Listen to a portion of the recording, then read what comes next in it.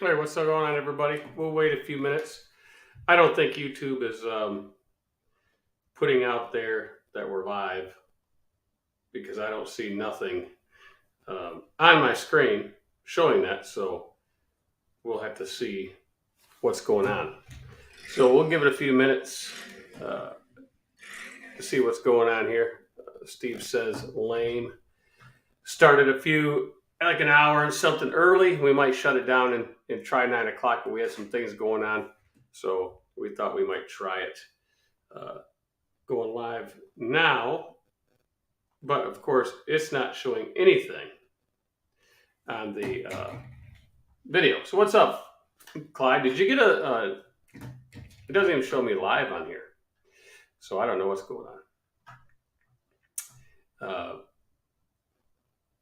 Nothing, zero, zilch. So I don't know what's happening.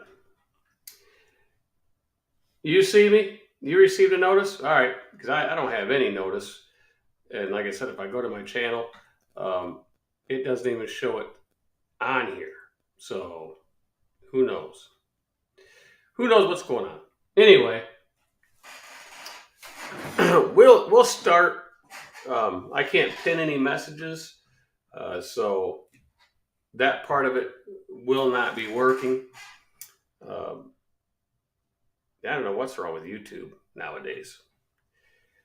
We're going to do a little bit of schools in session. We'll talk a little bit about factoring companies and things like that, and why I factor and so forth. Let's see what's going on here. You're only live on the small channel.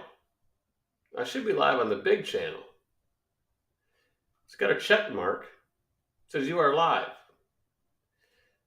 So I'll hit view on YouTube. Let's see what it says. Video unavailable. This video is private. Why is it private? So it's showing private. So I don't understand that. So I have to go to YouTube Studio probably and change that out of private. So this is StreamYard garbage, right? StreamYard garbage. If I was on my other one, we wouldn't be doing this. Just saying. So let's go here. Let's click on this live button. Let's hit public. All right. So how's that? Now we should be on the other channel. I don't know why that was set to private. That makes no sense. But it was, so it is what it is. We'll wait now. All right, there we go. So we've been live for a little while.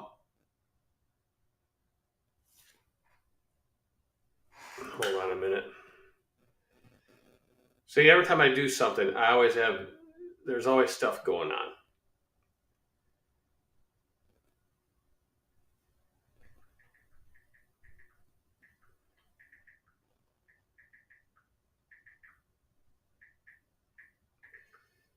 You thought you could get away from it in the evening, but it's 24/7.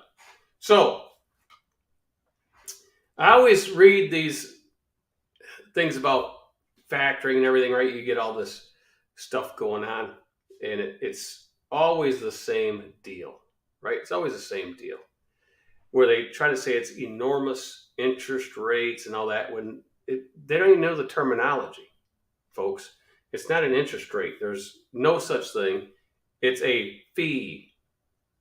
It's like a credit card swipe fee.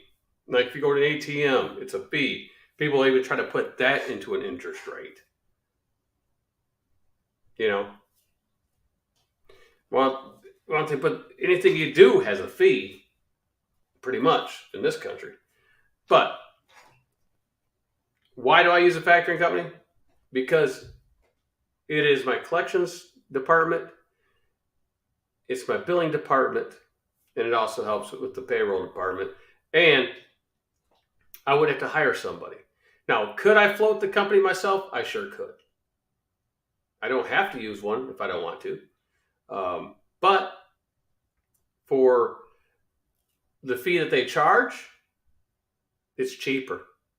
It's cheaper to have them because instead of having one person doing all the billing and keeping track of it and running down the money and so forth and so forth,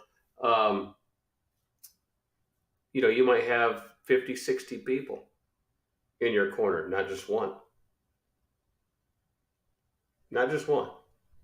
Not only that, you have a lot of capital tied up. A lot of the money tied up. Waiting. And here's an example. So, Thunder Funding gives us this nice deal to use right here. It's checking on factory or on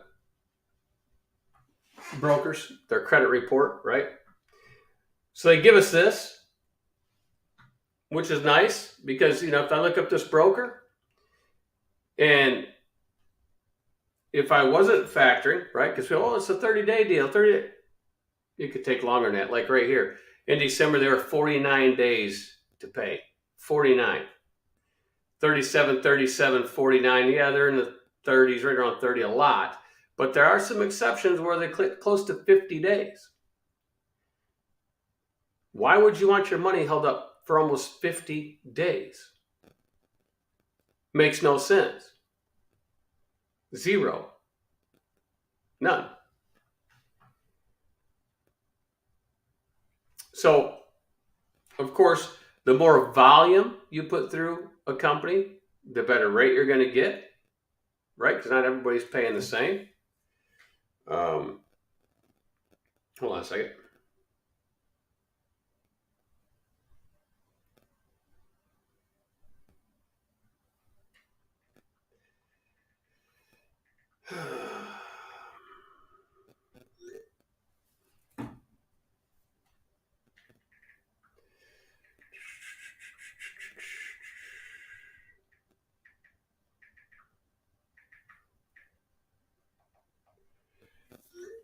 Okay, so it's a fee.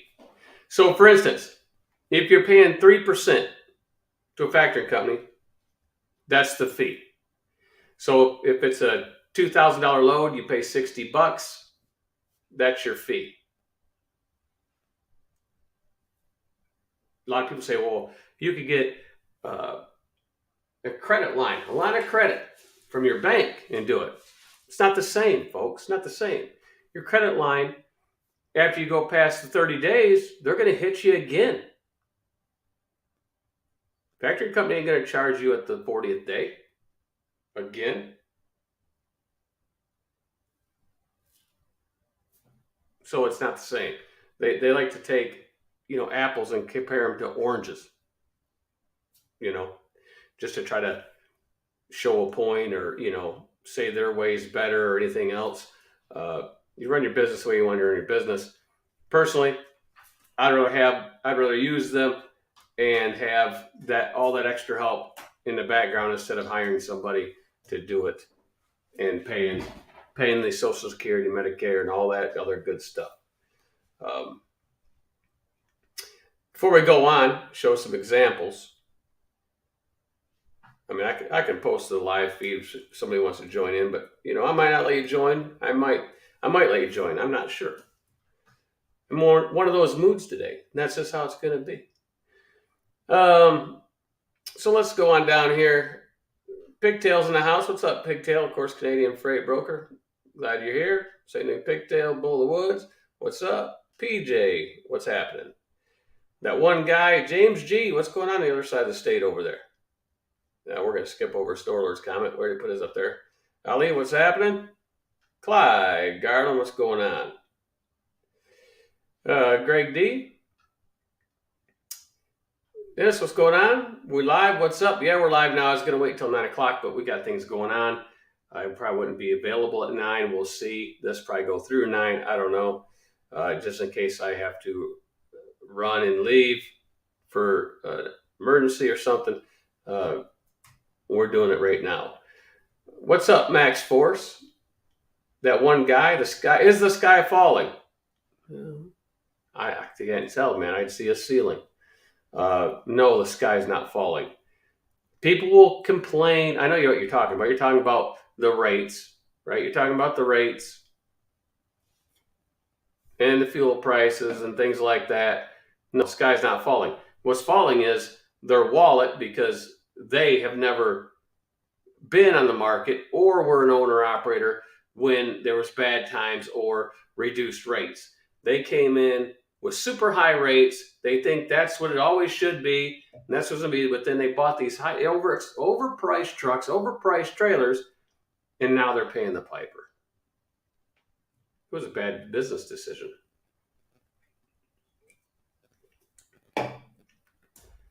It's the same thing, right? Like a housing, prices are up, right? Prices are up, but interest rates are soaring. So if someone buys the house today, they got to realize that they're going to be paying more in the payment field, a whole lot more than what they would have last year. So it depends on how high how much you borrow, right? So if you go out there and if you borrow, pick a number. Say you borrow $1 million, and let's say it goes up. It was like right around 283. It goes up 2 basis points. You could be paying $2,000 more a month just on the payment from what other people are paying from last year. But if you know going into that and you say, yeah, I'm happy, I'm good with that because I can afford it, then okay. But see, there's a big difference there. You're going into that knowing that, and you have income to afford that. Where these guys and gals go out there and say, oh, I got this truck. I paid $240,000 for it, brand new, when it should only been $150,000. And then they go, oh, well, I bought this van trailer for $90,000, which should have been $32,000. And they have these astronomical payments because they have these high rates for the last year and a half. And now, bam! There you go. They go down. Things happen. You got war over there in the European area and all that stuff going on. You got high interest over here. People don't know where the food supply is going to happen. We got shortages here, shortages there, shortage of parts. Can they sustain that high truck and trailer payment when the truck goes down? And they say, oh, it'll be 2 months before you get it fixed, or 3? Absolutely not. Most of them can anyway. So this is great because you can go in here and you can check credit scores and see if they're approved or not. So if we just put a company in here, I'll just make up one, KI. So let's just say King of Freight, and we do a search. And we'll pick one.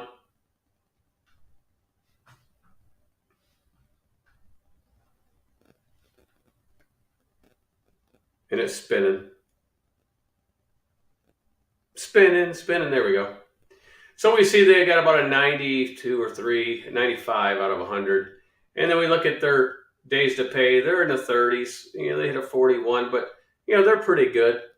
That you'll get your money. So if you weren't factoring, how would you know this?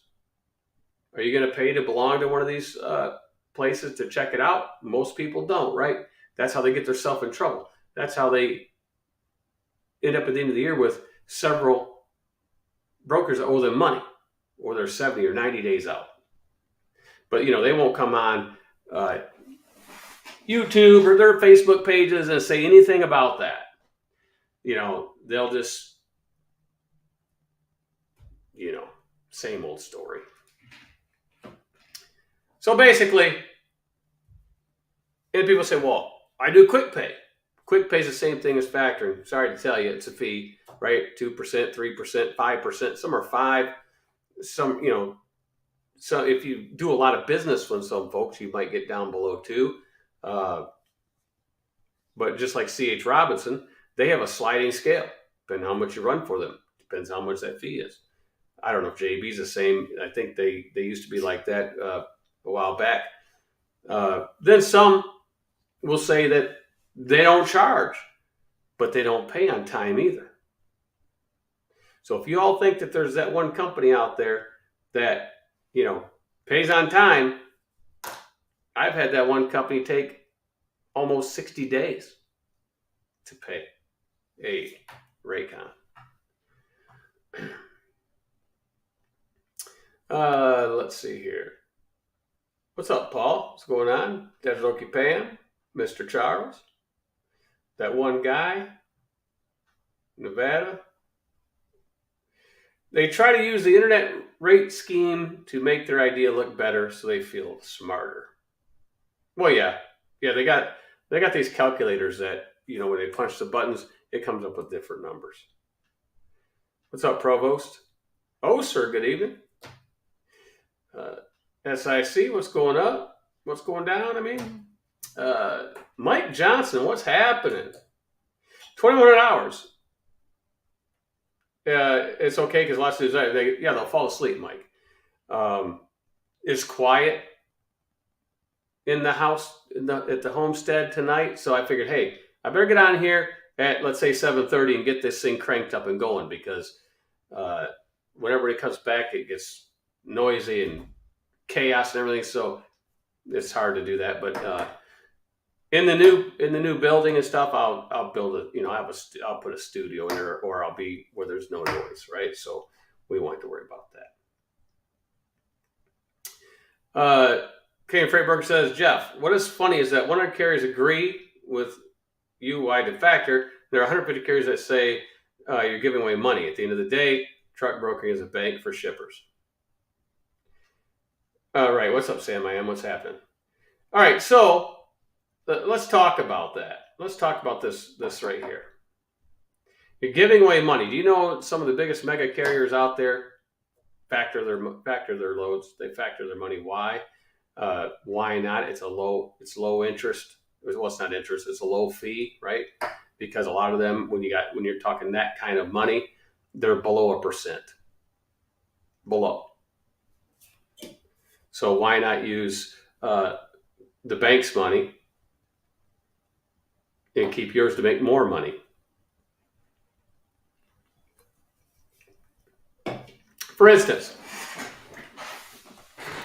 pick a number. Let's take a small trucking company. A small company, and you could take 10 trucks, 20 trucks, 30 trucks, whatever you want. So, and let's figure that out. We'll use 10. Let's say you take 10 trucks. Just an easy number, right? So let me bring the big board back up in here, the big screen. All right, so if you have 10 trucks, and let's say the average truck's doing $25,000 a month, right? Let's say the trucks are doing, on an average, $25,000 a month, and you got 10 trucks. That's simple math. It's $250,000 a month. Now, those 10 trucks, to do this, how much fuel do you think one truck's going to use in a month? And that 25,000. So, if they're doing 1,500 miles a week or 2,000 miles a week, we'll just say 2,000 miles, just for the heck of it. About 7 miles a gallon. So you get about 300 gallons. So that's 1,200 gallons in a month. If you take it by $4 a gallon, it's $4,800. Let's just round it for even numbers to $5,000 a month in fuel, right? So you got your fuel over here, $5K a month per truck, 10 trucks, that's $50K. So you add that $50K to here, and you got $300K float per month. That's what you got to float. So anybody know anything about investing? If you take $300K, well, if you have $250 here, and let's say you're getting 2%. Let's say you're paying 2% on this money.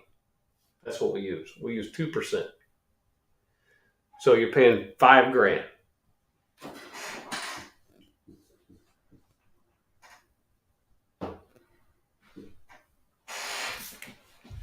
right? You're paying $5,000 on that money to factor it. You take $300K because you have to float this fuel. You won't have to float the fuel if you're factoring, because that'll just be coming out because you're getting that money all the time. It just recirculates. So if you took the $300K and invested it, you can make more than $5,000. But let's say you make 1.5%. It's $4,500. Now your factoring fee, your factoring only costs you $500 a month because you took your money and invested it, which gave you a return. You subtract it from what it cost you, and so now you're only paying $500. But wait, there's more. What happens when it goes past 30 days? What happens to this number if you were floating it all yourself? Let's say only half of the people paid you in that 30 days. Now you got $125,000 sitting there.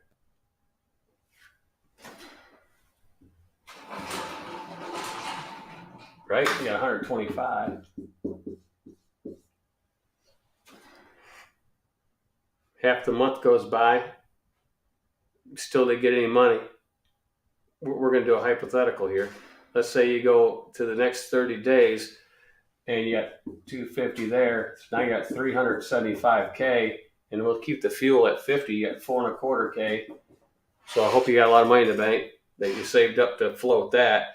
But even if they started paying and you end up somewhere around the 375, it's not 250 no more, is it? Then you got to chase your money, right? You got to, hopefully they pay you, ACH it, or they send you checks. Or you could have 5 or 10 brokers that don't want to pay right away, and they say, oh, well, we couldn't read your bill of lading. And they don't tell you. So at the 30-something day mark, you got to call them up and get a hold of them and say, how come we haven't got our pay? Well, we can't read that. We need the originals, the original bill of ladings. Now you got to fight them again.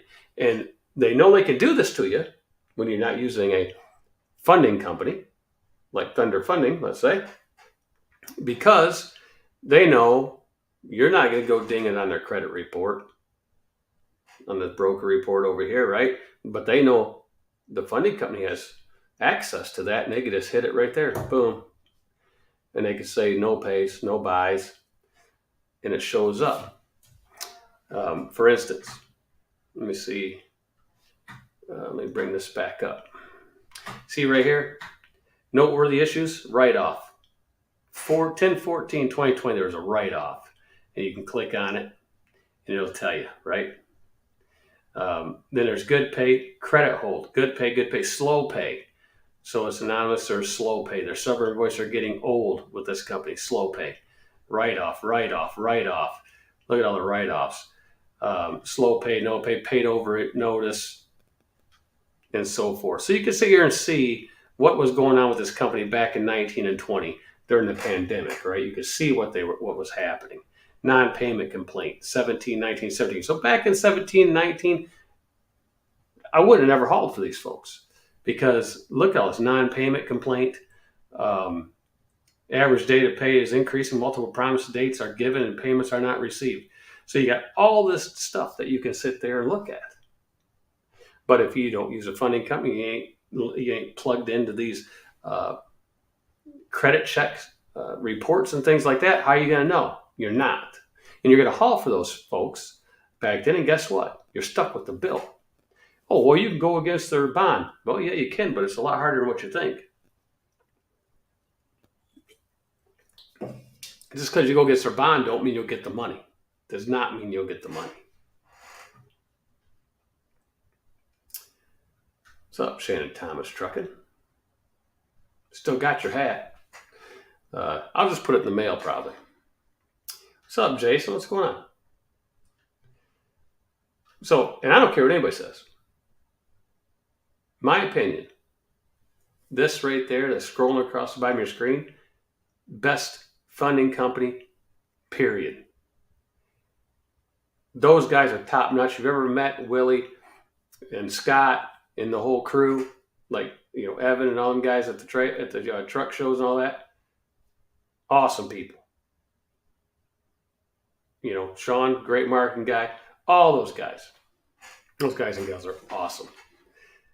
Call up. Anybody can answer your question.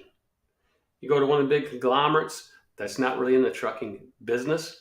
These guys are in the trucking business. They know all facets of it. They know the brokerage part of it. They know the trucking part of it. They know the insurance part of it, so forth and so forth. You go to the big conglomerates, all they know is fees. They're a bank. They know nothing about trucking. That's why these guys give you a great fuel card. Hard to find a great fuel card with a factoring company, but these guys do. So call them up. Tell me watch them on this channel, and you'll get a good deal, and they'll take care of you. Let's go back to some comments. I said, anybody want to join in? You can, because I don't know when we're going to end this feed. All right, so I got to remove this from the stream. You see how this could add up. So funding it yourself is okay, but there comes a time where your time is money. Time is money. Is it worth your time to sit there and chase after these brokers? Remember, think about it, folks. How many times you try to call a broker back and they don't answer your phone call? Hard to get a hold of. You know, when you want detention, right? When you want detention and all that stuff, they stop answering your call, or you can't get a hold of them. What do you think is going to happen when you do a $10,000 load and maybe they don't want to pay you for that $10,000 load? You think you're going to get a hold of them? Should you get a hold of them to get $50 for detention?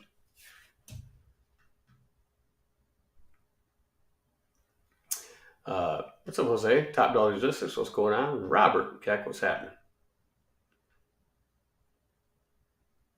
With both feet, hi everybody. Hope everybody's okay. Jerome, what's going on? Do you have a membership? Yeah, we have a membership. Join. There's a join button somewhere in there. You can join a membership. Do that. Eventually, I'll start putting some private videos up there and things like that. The Dean, sorry to hear that, Dean, if you're watching.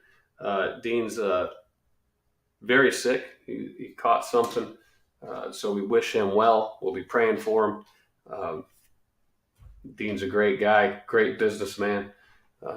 So we hope he recovers, has a speedy recovery. The reason I have to go maybe is our granddaughter's in the hospital tonight. So I'm getting some stuff checked. And so depends on what that is. I might have to leave.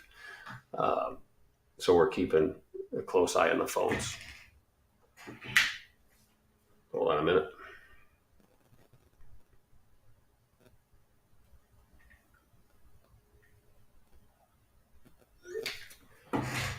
All right. Plus my mom's in the hospital having surgery, all kinds of stuff going on. And you still, this COVID thing going on, this ramped up here in Michigan again, I guess they say, and mass stuff already, back in place in places and so forth, which I was going to go up there, but then I think they postponed it because they didn't call us and tell us that it was happening today. So we'll see. I got all kinds of stuff going on. What's up, Bugatti? Anything above 15% is a plus above fixed and variable cost. Yeah, so what Bugatti is saying is if you do your cost per day and you're 15% above, it's a plus. Why? Because think about it. If you put your house and all your bills in there and plus all your bills from your trucking company, then that's 15% profit above and beyond what you need to live on and to pay all your bills. And, those people on those other channels that say, oh, cost per mile, no, cost per mile is not where it's at. You'll never know what you're doing at cost per mile. You'll be losing money. Why? Because you really don't know what your cost per mile is. You want to know what your cost per mile is for last year? It's easy, folks. Take your gross amount on your 1099 and divide it by your miles. Right? So you take your gross, and you'll see what you made per mile. Right? You may see that's your gross per mile. Then take your gross to get your cost per mile. Take your gross minus your expenses, right? And you'll get your net per mile. We're getting to the cost per mile. See, we're really mess people up. Take your expenses, divide it by your miles, and that's your cost per mile. See, for those guys that want to talk cost per mile, I'm going to mess them up, right? Oh, well, he said this, he said that. Take your expenses on your total expense line. So, for instance, if you gross 300 grand and you had $188,000 expenses and you ran 100,000 miles, your cost per mile is $1.88. But wait, you can't go by that the next year. Oh, I got to take everything that's $1.88 or above and I'm making money. No, that was for that year. It changes depending on how many miles you run. That's why it's not a good formula, because it's dependent on how many miles you run. Because do easy math. If two guys have the same truck, right? Same type of truck, and they both have $200,000 in expenses, right? They have $200,000 in expenses, and the one guy does 100,000 miles. His cost per mile is $2, right? $2 a mile. Now, they both did $200,000 expenses, and one guy did 100,000 miles, and he tells his buddy, well, our cost per mile is $2. Depends. This guy did 50,000 miles, let's say. Well, his cost per mile is $4 per mile. It's not two, it's double. Because 50,000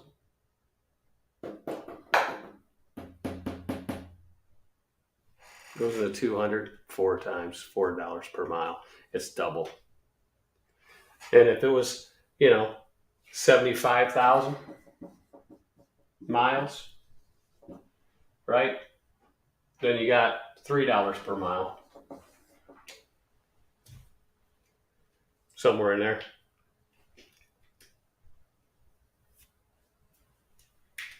Something like that anyway. You can figure it out.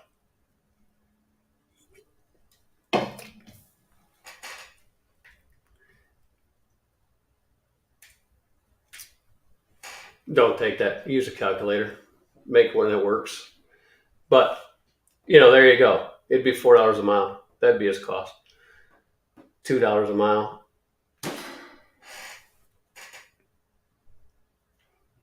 Because you're doing more miles. But now cost per day, you know what that is. Every business has a running cost. Doesn't matter what business it is. Could be trucking. Could be a restaurant. Could be a construction worker. Construction business. Doesn't matter what business it is. They all have a cost per day. Every single business. Somebody says, well, I own my truck. You still got a cost per day. It doesn't matter if you don't owe a dime on that truck. You have a cost per day for that business. Do you not? I don't care about Uber Lightning Pay Provost. Doesn't help you. If all you do is run Uber, then that's fine, right? That's fine. But that's another thing. I wouldn't put all my eggs in one basket, because if you deliver a couple loads late with Uber, they could cut you right on off, just like Amazon. And they wouldn't care how much freight you haul for them.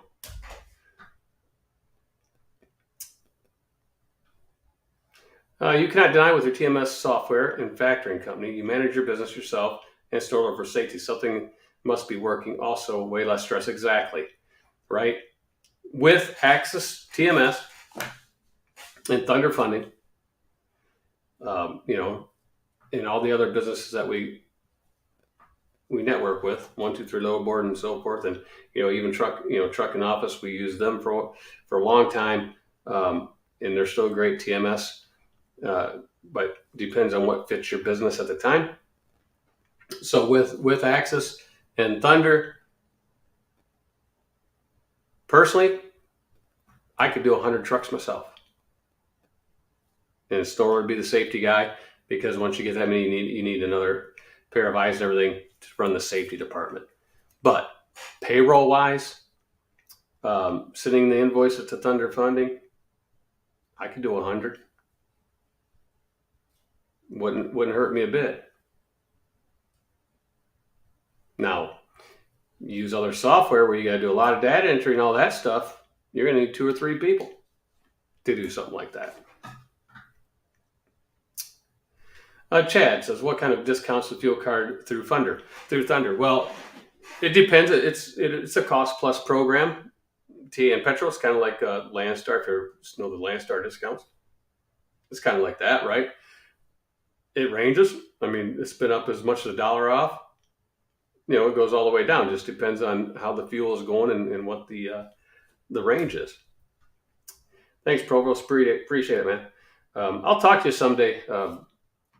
About the Uber deal. You might get a kick out of it.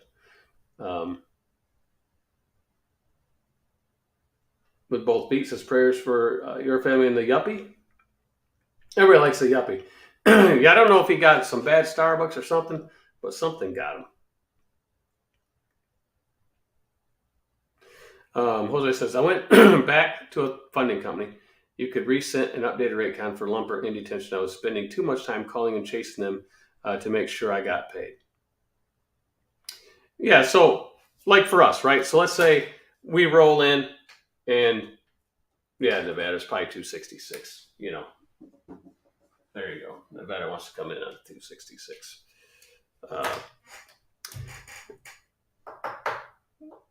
I won't say whose calculator I was using when I put that number down. But anyway, that's a good thing, right? Even with underfunding, if you send in a rate con, you send everything invoiced in, right? They pay you, and let's say a week later, you get a new rate con from that broker with $100 in detention and maybe $50 to stop pay, or you paid for the lumper and it was another 200 lumper. All you got to do is just send it back in, right? Send it back in and they'll just rebill it, right? You put rebill, they'll rebill it, and then, you'll get the money. And it's a lot easier doing that than trying to, invoice the broker and things like that and hoping you get your money, because, who knows, someone will get the first initial rate kind of and close the load out and say, oh, well, that's all you're getting. You never know. You never know.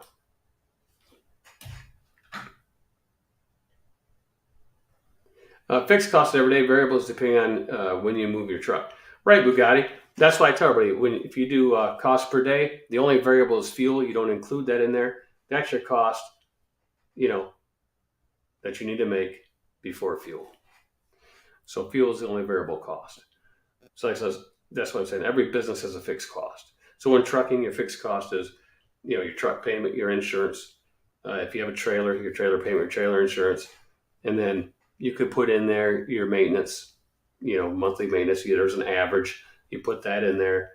And then, of course, you put in your house, all your house stuff, all your cars, everything that you have to pay out, every single penny. And you divide it by, just be really careful and just say, 20 days. And if you work more than 20, it's a bonus. And if you work a little less, but you outnumbered your cost per day, you might do the whole month in 15 days and you could take 2 weeks off, or you just keep on rolling and keep adding up. Where cost per mile, if you think you need $2 a mile, but that's based on 10,000 miles a month, let's say, and you only get 6,000 miles that month because of things happen. So that's the problem. If you work 2 solid weeks, unless you only get half your miles and your truck breaks, you're bumming. But if you bang it out, which cost per day is easy to do, to bang out way more than you need, even double, even if you had 2 weeks off where the truck had to be repaired, you're usually way more past that covered. Yes, James V. Trucking office is a good TMS for one truck operation. It's still good. I just went for integration.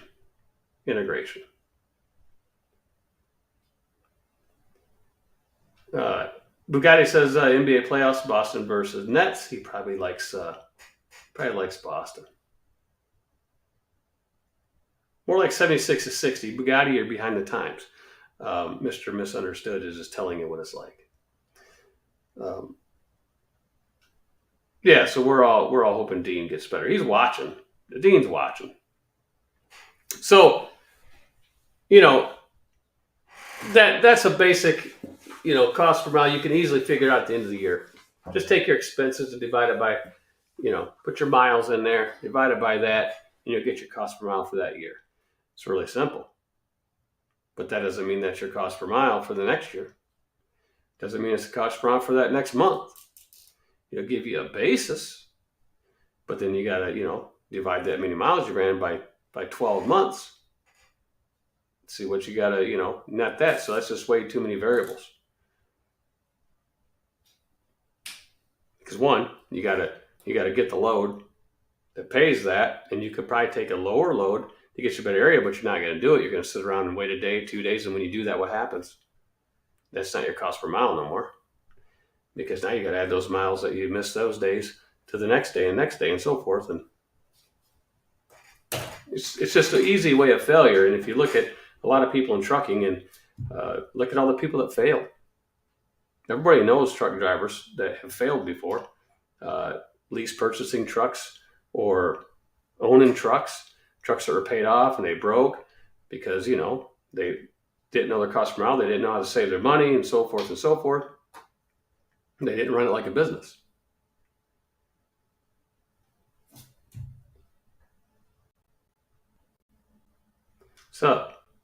What's up, Dan? Favorite truck money story. Moving van company made more money selling trucks to drivers than hauling household goods. That's true. I mean, you take some of these companies that, do the lease purchase. That's how they're making money. They're there to make money.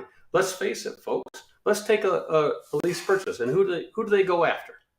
They go after the folks that don't have no money for down payment, because if you had no money for down payment and you had credit, you wouldn't need them. You wouldn't have to pay their high interest rates, right? You wouldn't need them. You'd go to a regular bank.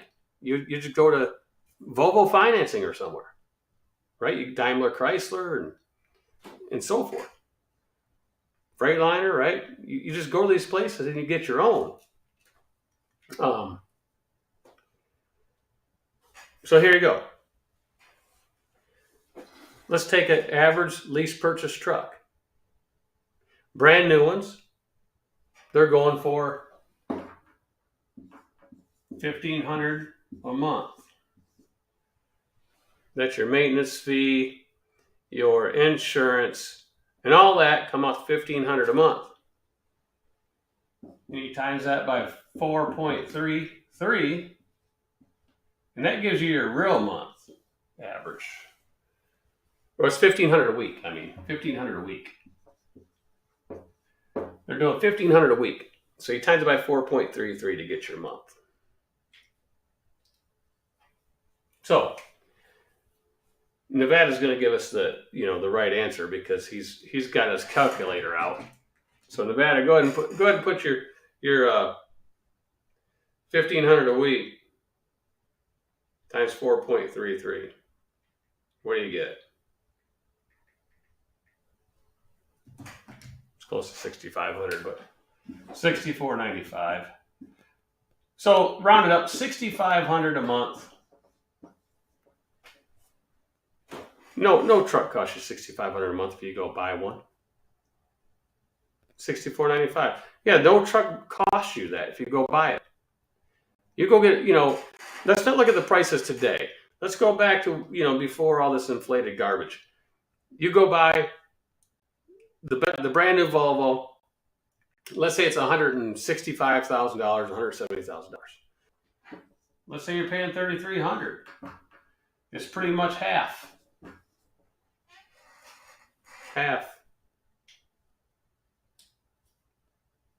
That's what they're getting you, right? They're making a ton of money.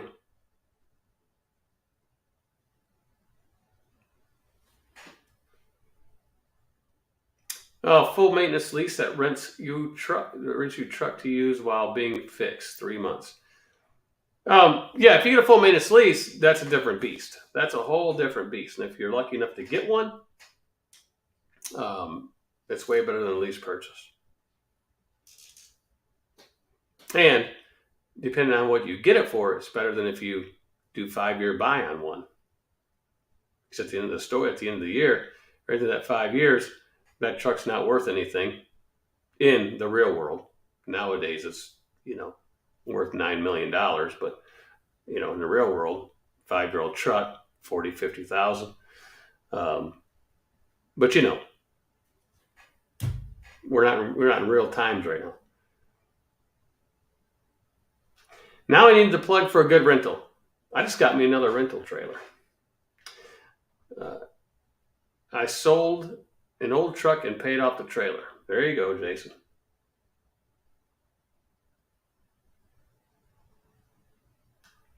The only negative things about Thunder Funding is they don't factor brokers yet. That's true. They're working on it, but you don't need that. You don't need that because here's the thing. If you're a trucking company and a brokerage, why do you need that? You don't. And if you have your customer and you tell your customer, if you bid on that freight from that customer and you have a 14-day pay or 15 or even a 30-day pay, why do you got to factor that brokerage? Because we all know that most of the places will do a 60-day, right? Most funding companies won't go after brokers unless they go past the 60th day. Right, Canadian Freight Broker? He's in here. Most of them won't. They won't sit there and say they're going to go after your credit or put anything on your report, like over here, noteworthy issues, unless you go past the 60th day. So most of your customers are going to pay you in the 30 days. Then you just go ahead and pay the trucking company or the factoring company. So it's a little bit different, beast there. So I wouldn't need to use it because I would just do that. And then once they do get it off and running, then I would use them. But there again, if you have two different companies and they're corporations, you could use a different one for that if you really wanted to. But if you're a trucking company and that's your main bread and butter,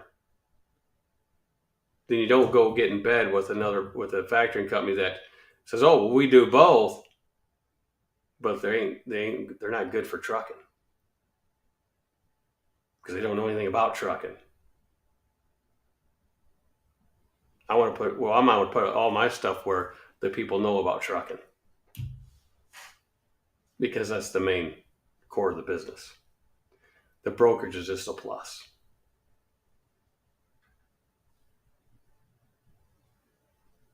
Direct freight out of your own hometown, broker on return. Yeah, you can do direct freight out of your own hometown. You go find, your small mom and pop shipping places and stuff and introduce yourself, give them a business card, give them a rate, tell them, you'll give them exceptional service. The only problem with direct freight is you can't tell them no too many times or else they won't bother calling you. Canadian Freight Broker says, correct, Jeff, about brokers pay past 60 days. So there's a difference there, right? There's a difference there. In the trucking company, why, think about it, you go past 30, you're getting antsy at 40. Most of your customers are going to pay, right, Canadian Freight Broker? Most of your customers are going to pay you, your shippers and stuff. They're going to pay you within that time frame. And if they don't, how good is that customer?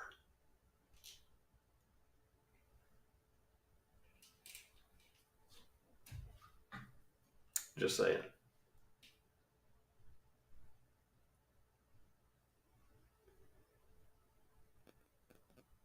Let's see what's going on here. Yeah, so today I got a call Well, I got an email first that said, "Hey, we have another trailer. You want it?"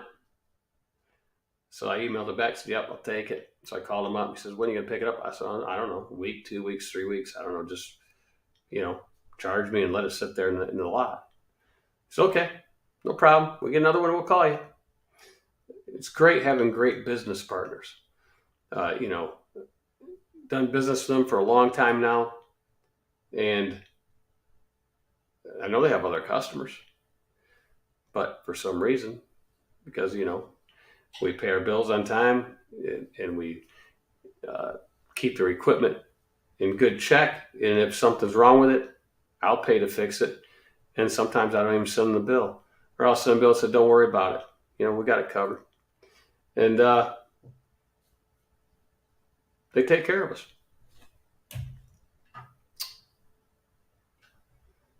Pro tip: if your carrier is going to direct customers, you need a tool run. You need a tool to run the shipper's credit, determine if you want to work with them. Exactly. So it's like Thunder Funding, right? That's my tool. It's a funding company. So I can call them up and say, "Hey, we want this direct shipper," because we've had some direct shippers already. And here's the thing, because we have some folks that live up in Idaho, and they found a direct shipper that uses them quite a bit. And they say, "Yeah, we'll fund them." And they'll give them a credit limit, and determining how fast they pay. And once they pay on time like they're supposed to, the credit limit gets raised way up there, so we don't have to worry about it. They can just keep booking loads with them.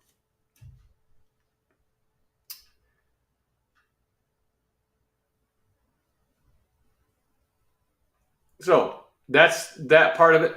We went over a little bit about factoring and why people get messed up on the fee. "Oh, I'll just use my own," or "I don't do that because I just use QuickPay." QuickPay's the same thing.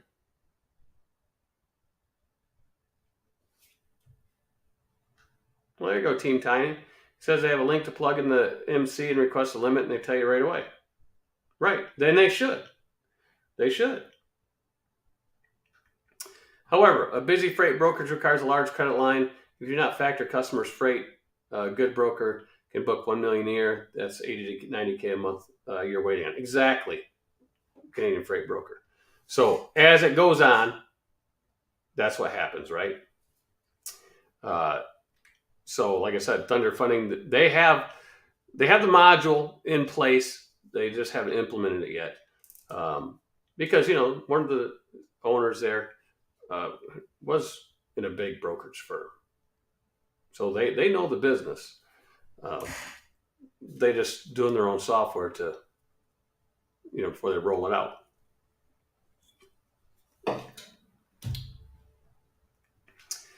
I learned this after I ran a load to Oregon company, and they wouldn't factor a $1,950 load. Yeah, don't you hate that, Team Tiny, when that happens?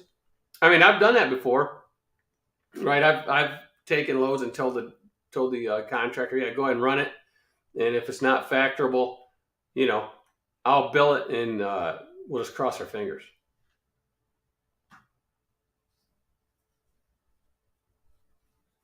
But luckily they paid, right? Luckily they paid. And then they said, "Well, don't use those guys again." So because I give my contractors a lot of authority and responsibility, because I treat them like they're my business partner. That's how I treat them. So they have access to this credit check, Thunder Funding's credit check website they use. Everybody has access to that. They go in there, they look it up, and if it's not in there, then they call. Any one of them can call Thunder Funding and ask them, say, "I'm with Light Trucking, and here's this broker. Can you check the credit?" And they say yes, or they'll say how much, and I'll say, "Yeah, it's good to go. You can run it." And I'll put the rate cons in and stuff, and then every once in a while I'll ask, "Hey, did you run that?" "Oh no, I forgot." So then I'll run it. So wait, we got a call. It's in the yellow under review. But a lot of times I don't even have to call because I look at this right here. If you have something like this and you look at this, and Canadian Freight Broker, you'll agree. If you come up here and it says approved, but let's say this was in yellow and said review required. If I go down here and see a couple 40s or maybe a 50, but all 30s, that's probably why it went in yellow. But if you go down here and you see how much money it balanced on the books, they're going to factor them every time. Now, if this number was $5,000 or $1,000, then they're going to sit there and go, I don't know.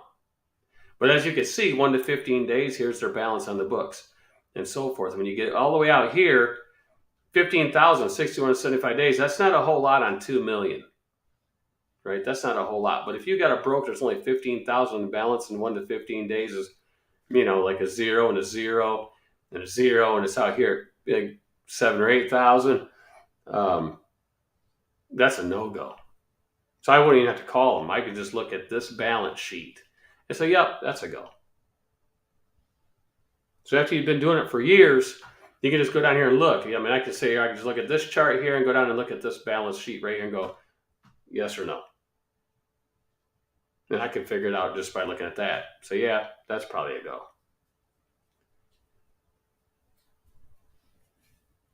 So this is good to have. Now, people look up, and what you got to watch out for is this big conglomerate brokers like Hub Group, right? So if you go in here and you put in Hub Group,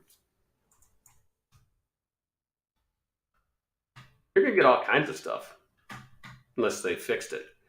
You're going to get all kinds of stuff. So you see all these Hub Groups? Boom, boom, boom. See, back in the day, Hub Group basically was billing all by their individual locations. So like California, Tennessee, all these are going to have different ratings. But now Hub Group corporate pays everything. So it's like pulling Schneider or anybody else, XPO or TO, you're going to get your money, right? This could say red, right? So if you pulled up one of these and it was red, saying denied, they're really not denied.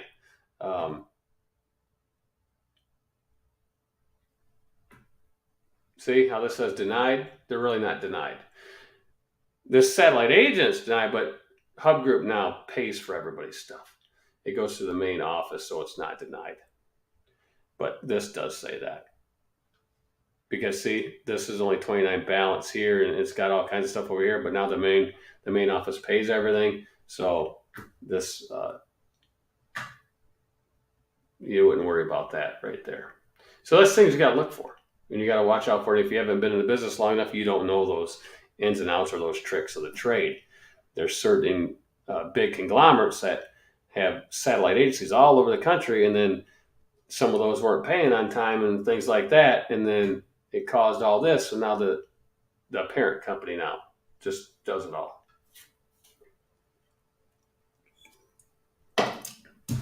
So because I had a contract, I was going to do Hub Group, but they're nice. No, Hub Group's good. Go ahead and haul it. You don't have to call. If you see that right there, don't worry about it. Just haul it.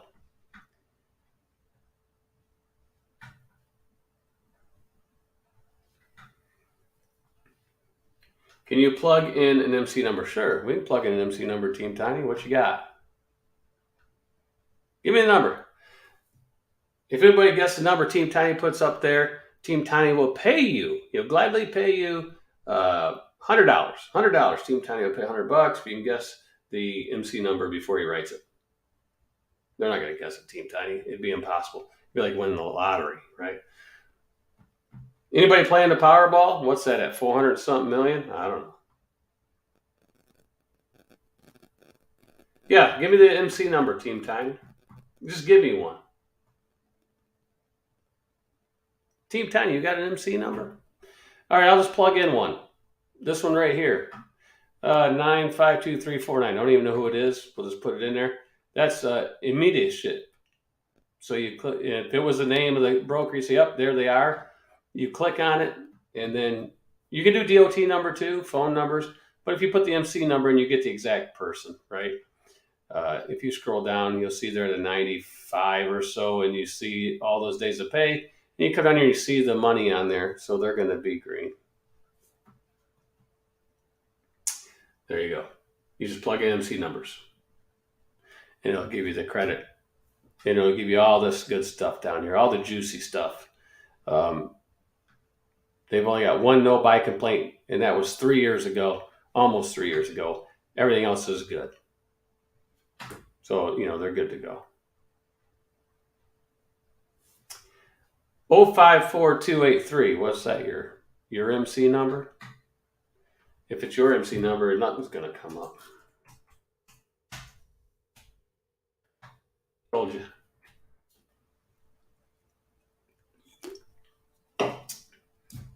Now, if I put my broker's number in there, it'll come up.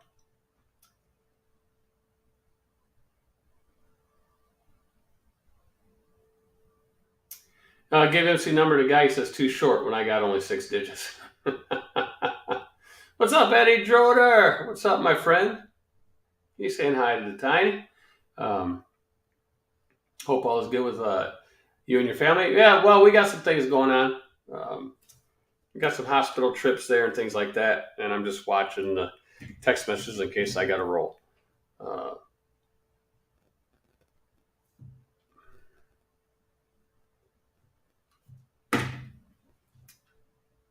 That's Swift. That ain't Swift. It didn't come up. Here, let's take the 0 out. Let's search it without the 0. No. Swift. Isn't it called Night Swift now? Isn't it Night Swift?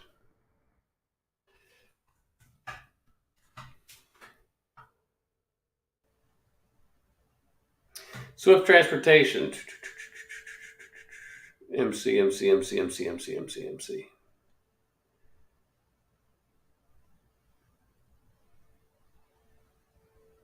Swift Logistics. Phoenix.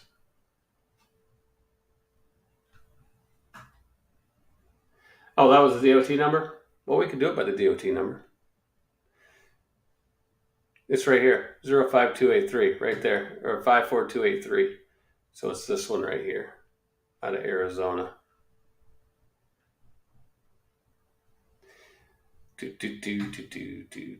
So we'll go back there, and you'll put the DOT number in there, 54283.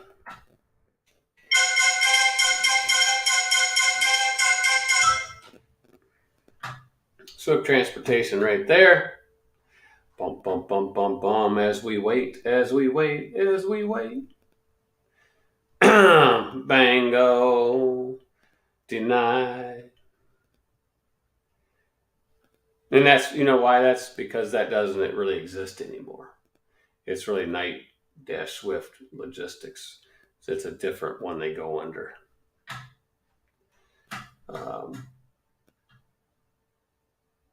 Eddie's MC 1035855. What's that, your MC number, Eddie?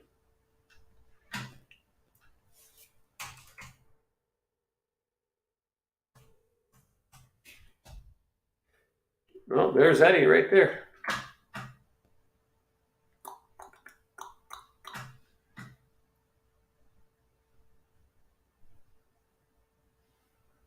It says, not a verified debtor. Do you want to verify the debtor for you? Review required. Insufficient data. Eddie, you're doing good, man. You have no complaints, no slow pays, no buys, all that good stuff. There you go, Eddie. There you go. Here, we'll put Eddie up in there. There's Eddie's. Oh, we won't give your address. You got a bunch of empty charts. What do you think of a Waffle House at a truck stop? Well, it's okay. I mean, it's a Waffle House. Is it good food for truck drivers? No, but we all eat it. It's all grease, right? It's all grease. Scattered, splattered, covered, smothered, top, diced, chunked, all that good stuff they like to talk about.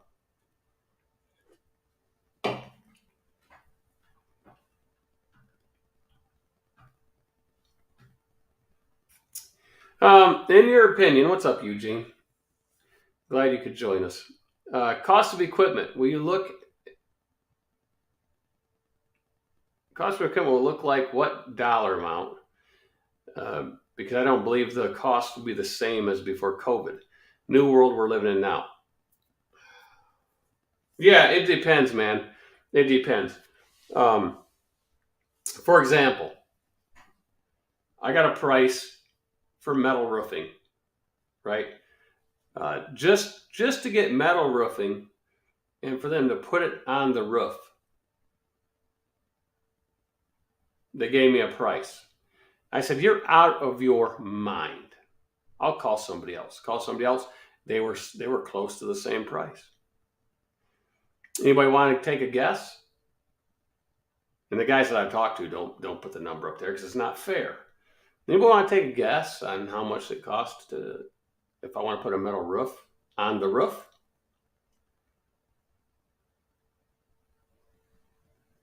I'll give a few. I'll let some people put on there. I'll tell you what they told me. Told them they're out of their flipping mind. Light Bright says 60,000. What's that he say? Nice. Let's get them filled with some. Yeah, let's get some info in there. Eugene Waller says 7K. Justin Johnson will tell you it'd be 9,000 square. I would need 9,000 square of the material for the roof. 9,000 square.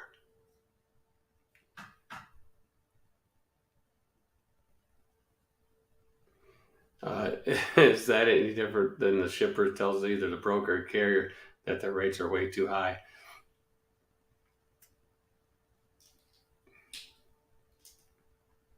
Yeah, well, shippers, same thing. They want it for cheap. Freightliner started by company thought trucks too expensive, 60K.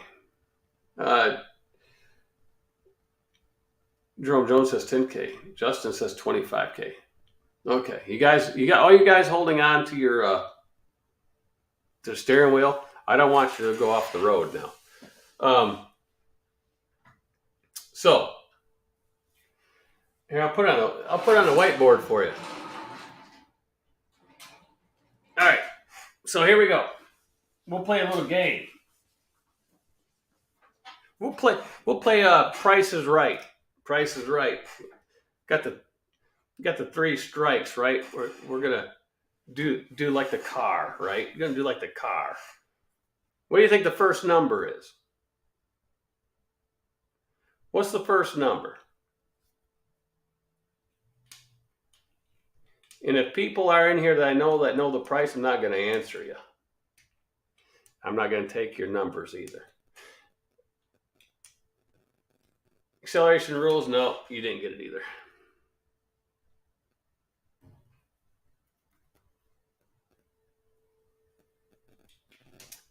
Two. Team Tiny's right. The first number is a 1. First number is a 1. Team Tiny, boom. He doesn't lose nothing. He doesn't even get a strike. Team Tiny's good at this game. You better go on the Price is Right. Second number. Second number. 2. Second number. 4. No, you're incorrect. You got a strike. Sorry, Jason. You got a strike. Team Tiny says 7. Yeah, that is the second number. Let's go for a third, Team Tiny. Team Tiny must be, he's got my house bugged. He's got my phone bugged. Third number, Team Tiny. Let's go. Nobody's got it right yet. 2, 3, 5, 7. Nope, Team Tiny. That's a strike. He didn't get it. I'll give it to you. Here's a hint. 0. What's the next number? All right, Paul, I'll take that. Next number is a 0. What's the next number? What do you think the next number is?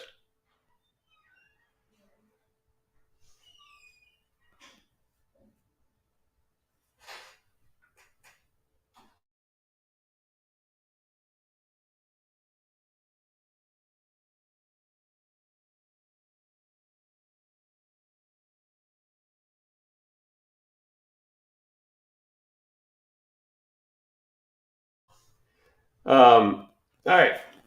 Light bright, you're right. Right on the money. $170,000 to put some sheet metal or some roofing, right? Some metal roofing on the house. Unbelievable. I told them they're out of their mind. They're crazy. They're crazy. Unbelievable. Yeah, exactly. Boom. I couldn't say it any better. WTH. Yeah. Now, Team Tiny, if we want to do get the metal look, right? If we want to do the metal around the house, then the total number goes to $250,000 just to have some metal put on a house. Unbelievable. Oh, we got somebody joining in. Who's it? Oh, it's the Zen of the Store Lordio. What's going on? How's it going? We were doing a little bit of underfunding stuff there. We're doing a bit about factoring and what you could take your money and use it for if you invest it instead of trying to do it yourself or paying somebody. Because I didn't even put that in there. If you had to pay somebody to do it, then you're saving money to factor. It's actually paying you to do it. And we didn't get into that because that could go over some people's heads, Steve. That if you factor, you could actually be making money on factoring. Can you wrap your head around that? No. Once you build a company up so high, you could actually make money on factoring. Well, look, experience talks, right? Yeah. You started factoring from day one, and look where you're at now. So results speak, right? Well, that's what I'm saying. You could actually make money because I didn't even go over that. But if I wasn't factoring, I'd have to hire somebody, right? I'd have to hire somebody to do it, which means you got to pay them a wage, correct? Yep. Right? So let's say you pay somebody $30K a year. 40, 50?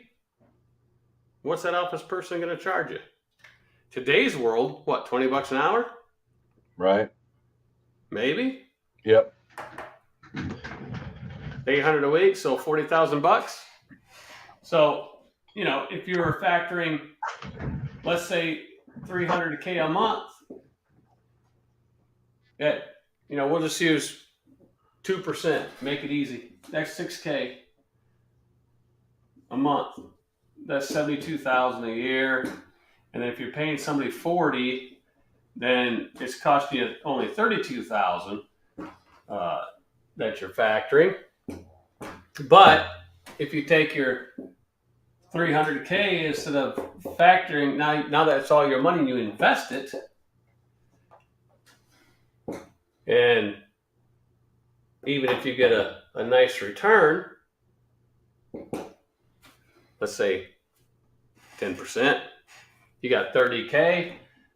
So now it's only costing you $2,000 to the difference than if you hired somebody. But then what if that person calls in sick and can't come to work? And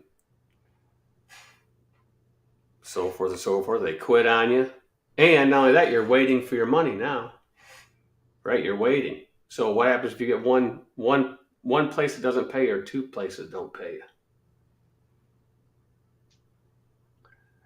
Yeah, I mean, we've been talking about this for 5 years, and even when I'm booking stuff for, like one of the carriers that I booked for, they're thunder funding. It's real easy to look up the credit and it's either yay or nay. You know, Read this, Steve. I was talking about how much it costs to put metal siding on the house and the roof, right? It'd be $250,000. It says, buy a new house. No, because a new house would cost more than that. yeah. Just like equipment, now's not the time to be buying a house or buying equipment, that's for sure, or materials. Yeah, a new house would cost. Well, you got to have the same square footage, right? I mean, apples to apples. So if you're going to put that metal and stuff and do let's say a new build on the square footage here, you're probably talking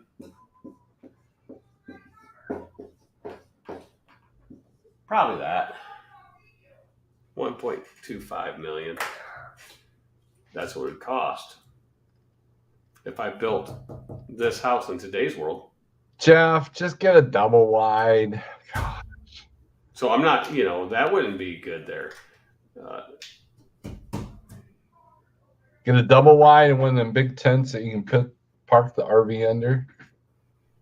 Yeah, a portable one, right? Because you could just take the tent down and take it with you. Then you put it up, and now you have a garage. Yeah, MT Fuel Corp. What's up, Bobby? My buddy, where you been? He's been too busy, man, fighting fires and delivering fuel and all that good stuff.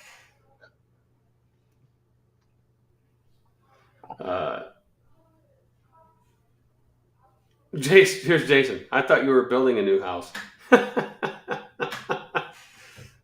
Well, yeah, that too, Jason. I'm also building a shop. That too. Maybe if you could find someone to do the work. But I did have one of our contractors, Steve, it's over here. He said, look, I got a buddy that is a carpenter, is retired, knows how to do that stuff. Call him, find out what he'll charge, save you a lot of money. Maybe we'll just bring the camper up, park it on the property, and help do that. That'd be good. That'd be good. You'd have more control than if a contractor, like a building contractor, Right, where just a couple of friends come up, park the RVs, right? Yeah. Yeah. Yeah, so it just takes time to do anything in today's world. In the COVID world, no one wants to do nothing, and it's hard to find somebody because everybody's busy. Everyone's busy. Yeah. It's I don't know. I think that, to kind of change gears here for a little bit, a lot of the stuff the information that you put out, I think it goes over a lot of people's heads because, there's a lot of people in this industry that are struggling and they don't know why, even though the information's out there. And I think a lot of it's mindset. I talked to a guy today that I could see why he's struggling. And more about that later privately. It's nobody Jeff, but well, in this industry, Steve, yeah, you're dispatching now, right? And you're really learning because it's easy when you dispatch yourself, right? But you'll find out, and you're finding out that when you're running a dispatch service and you get a guy that has way too many parameters, there's a reason why they're failing. Because in this business, you can't have that many parameters, right? Like, I don't want to run more than 300 miles a day. I don't want to go to this area or that area or this. I just want to stay in this one little circle. And, even if the rates are bad, I just want to still stay in this circle. And, I don't want to run past 8 o'clock at night, but then I want to, get up any earlier than 7 in the morning and run. And, they don't want to run if it's raining out. Well, it's like I could understand preferences, because I'm that way. I have my parameters, but when the market starts to, everything all right? You there? You got to go? No, I just have to do something real quick. Oh yeah. Go ahead and talk, Steve, I guess.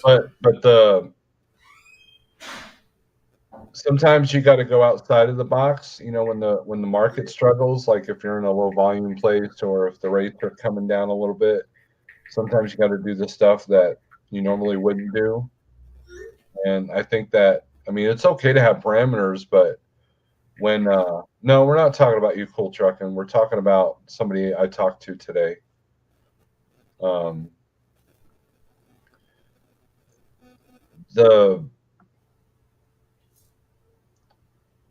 The parameters are good. I can understand it, but sometimes you got to go beyond, your own rules to be able your comfort zone. You got to go out of your comfort zone. Yeah. Right? Because Steve, we know HR for a long time, right? And you were stuck in your comfort zone for a long time. Oh yeah. Yeah, I'm guilty of that. And then when you moved out of your comfort zone, you made quite a bit of money. Yeah. When the times, meant for it, right? But in your area, it's got to get pretty bad before you need to move out of your comfort zone, because you're in a good area. Yeah. But no, Cool Trucking, we're not talking about you. I'm talking about somebody I talked to. I can talk to you later about it, but it's just, a lot of people entering being an owner operator, there's, and I was guilty of this too when I started. I didn't do all the research. I didn't listen to the right channels, and luckily I made it through, and I've learned. But it's about mindset that gets you through the hard times. You can have the best business plan and the best income, but if you don't have the right mindset, it all becomes a waste. And you can start with nothing and be at a complete disadvantage and have the right mindset, and you make it. And I think that's the difference. Remember Schneider? You had all these Schneider finance trucks, same truck, same trailer, lived in the same area, same platform, same load board. But, you talk to one guy and he was like, oh, I love it here. I'm making killer money. And then the other guy is like, I hate it here. Schneider screws up everything, And what's the difference? They got same everything across the board except for mindset. And I think that needs to be focused on, And that's like me, right? I was at Schneider, lived right here, and people that lived here were, always complaining there's no freight around now. There's no freight around here. There's plenty of freight. You just had to have the mindset and the knowledge of, doing your homework and knowing when those loads come out and be there and snag them up. And they then never knew those loads existed. And when I talk to a driver that's unwilling to go out of his comfort zone, I tell him, look, I get it. I was there, been there, done that. And, and if you've got a certain goal that you got to make per week, sometimes you got to go beyond, what you normally do. And so, I just want to put that out there, because that's what I've been struggling with today, with what I'm seeing across the board, on social media and on people that I've talked to. So, right. And that's, Shannon's going to make it. I think. Shannon's going to make it. Shannon's going to make it for a couple reasons. One, she's going to get her truck done so she can come over here. And then she's going to run this good area. And if she needs help, of course, we'll help her. Well, and that's the other thing. They got to be willing to take advice, take direction. Well, I don't know if Shannon can take advice, so I don't know. She might not want to take advice. I better not say nothing. I'll get myself in trouble. She lives right down over there. Right. You know, I could get myself in trouble. I still got the hat, but I don't know. Shannon, if I mail you the hat, will it just be sitting outside the door, or you know, or you got a big enough mailbox? Or is there somebody there to get the package for you? Well, you don't want to mess with Michigan people. They're wackadoo. Michigan people. Man. Hey, let me tell you something. Missouri has half the letters, so don't even go there. Half the letters. Oh man. I once had to do a physical when I was in Maine. And we probably, between me, the physician, and the lady at the desk, and somebody else, we had to sort out all the M state abbreviations: MO, ME, MA, MI, MS. It was amazing how many people didn't like it, Look, I'm getting threatened. You should be threatened. Look. There you go. Getting threatened. No. Well, sitting right there. I had to fight off one of the grandkids. They were going to wear it. I said, no, that's a brand new hat. You can't wear that one. That belongs to somebody. I don't blame you for not wanting to mail it. Mailing's expensive. Then they took my skidoo hat. Well, I could go over and, if somebody was at her household, I could go over there and, put it inside the door or something, or in the mailbox myself, but then I wouldn't want to get, a dog or something come out and take care of business, you know what I'm saying? Or the security alarms go off because you step foot in someone's yard. Mine go off all the time. All night long. Because the farm across the road, they got all kinds of barn cats. And they always want to come over here, trying to get in the back door. Well, speaking from experience, cats love to go in and out of doors. I think I need to hire Snowlord to dispatch me so I can pay off the truck faster. Don't be loaning out my hat.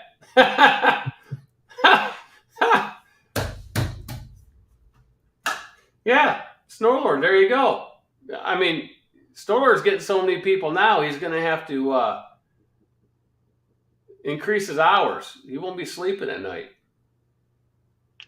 Sleep's overrated. You don't need sleep.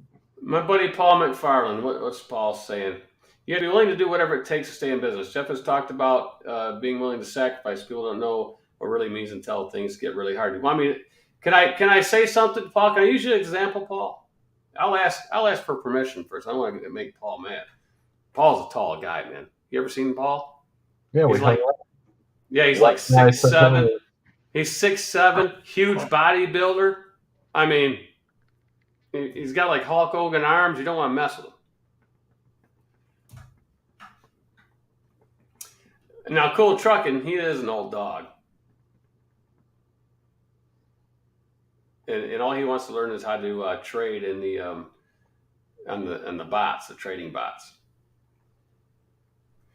MT Fuel Corp says sleep is for poor people. Schneider saved my business 1997 to 2002. So, for instance, if you live in a certain area of the country and you had your circle going, right? You had your little triangle and you were making lots of money and the freight started drying up. See, a lot of people would just stay there, and it keeps drying up, and they'd go further and further in the hole, right? To where when it starts drying up, what you need to do is go to a better, do your homework and search around the country and find a good area. Go run that area for a while, and then go back home. But the whole time you're running that area, keep looking back at your home area and keep doing daily searches. And say, okay, it's picking back up. I'll go back home and run my own area again. Does that make sense? Mm-hmm. But some people won't do that. And then you got to look at deadhead. I still have today people say, well, I'm not deadheading more than 50 miles to get a load. Well, you're going to lose out a lot of money. Yeah. You look, I have a buddy of mine that did food grade tanker for a company in northern Missouri, and their contracts were so good that and so important that they would pick up a load out of Missouri and deliver it in California, and they would deadhead them back. Really? That's how good that money is over there in food grain take.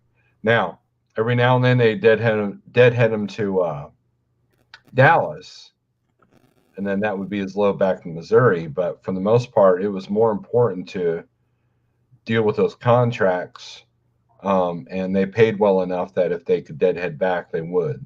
So, see, stocks are doing well today, Steve. Stocks are doing great. I doubt it. Where's my? I sold my tanker stock the other day at $3.17. It got all the way back down to $2.44. I rebought it at $2.44. Now it's back to $2.56. But of course, my Bitcoin I bought, that's soaring. Bitcoin soaring back over 40,000. So yeah, stocks are doing great. I'm up $900 in the after hours. Cool Trucking, I'm up $900 in the after hours. I don't know what my bots are doing. Let me see what my bots are doing. Cool Trucking likes to hear about crypto bots. Probably losing in crypto bots, but let's see. And don't talk about SHIB. We all know that's a dead crypto. Let's see what my bots are doing. My Dogecoin bot's probably doing the best of all of them. Here we go. What's your opinion on Elon Musk buying Twitter? I love it. I love it, especially if he reopens up those closed accounts. That's great. Because you should. Isn't it supposed to be freedom of speech in this country? In opinions. Mm-hmm. Why should you shut someone down for their opinion?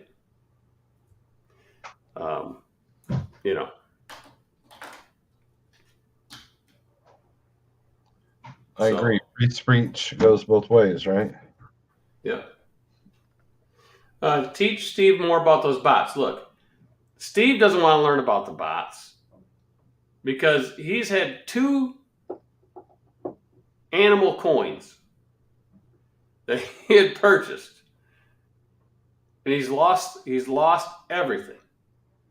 He can't even go shoot his guns anymore. He's lost everything.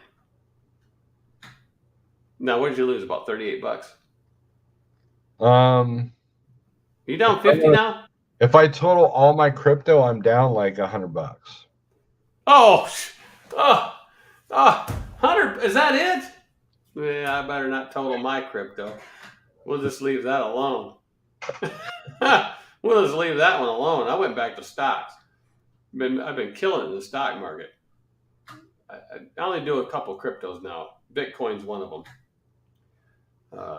People say, well, that's a lot. Yeah, but Bitcoin, it hovers around that 40,000. It gets just below there. I snag it up.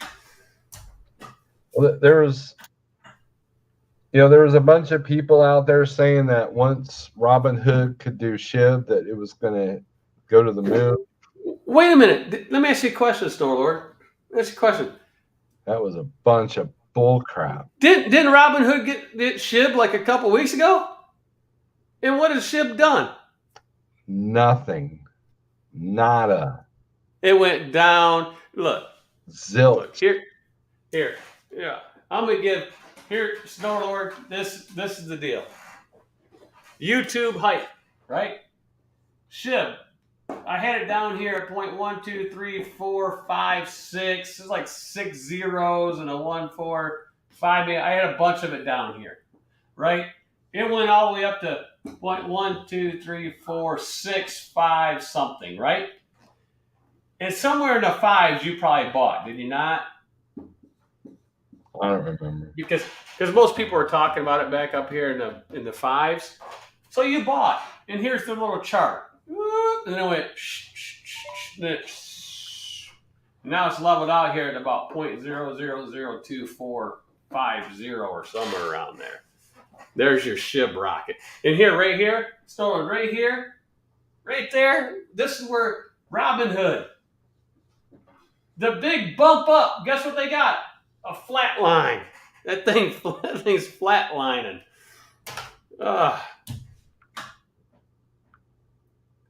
$50 got me 11,246. That's John.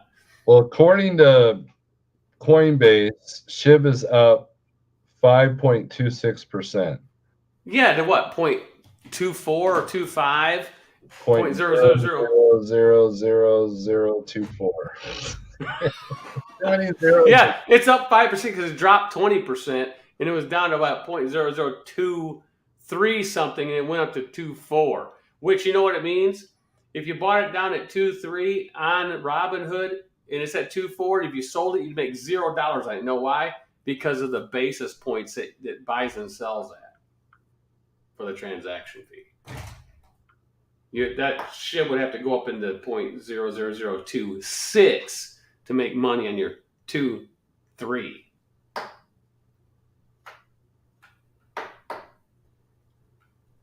Oh, well, what are you going to do? Nothing.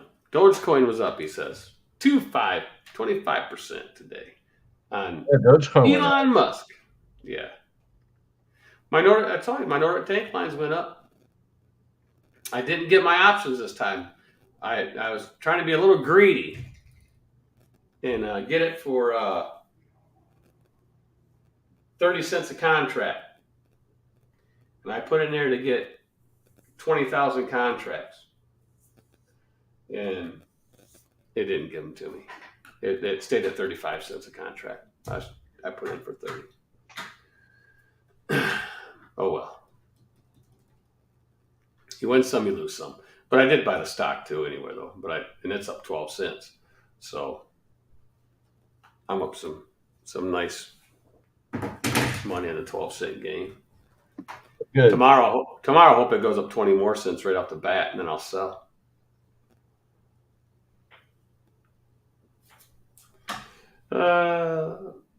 They're artificially holding SHIB down.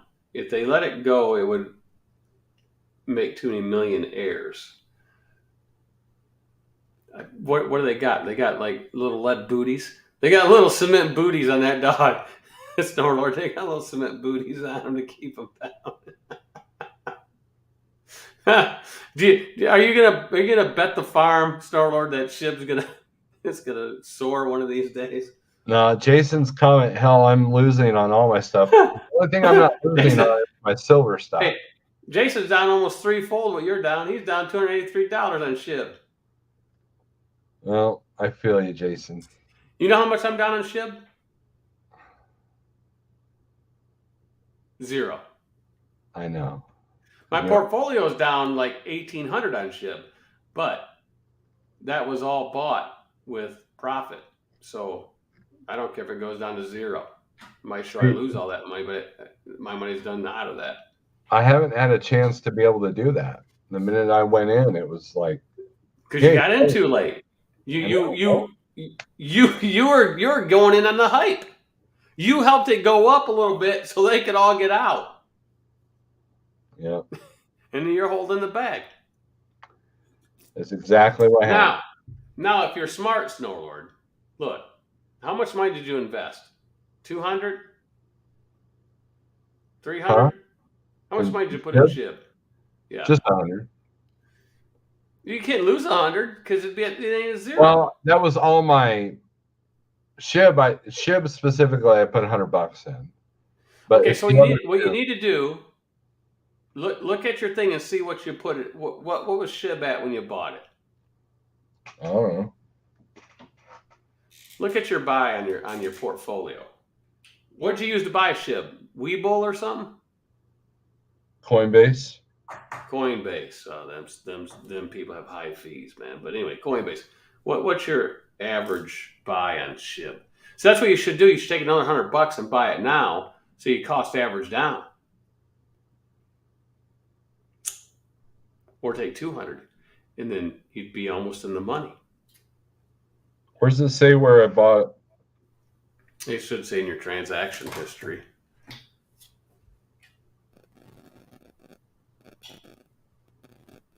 Well, how much is in Coinbase? What's your $100 worth today? It is $31.65.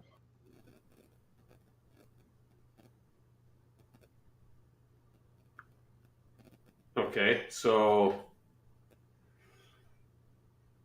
you've lost about $70. Mm-hmm. So I'd say you probably bought it around 0.005.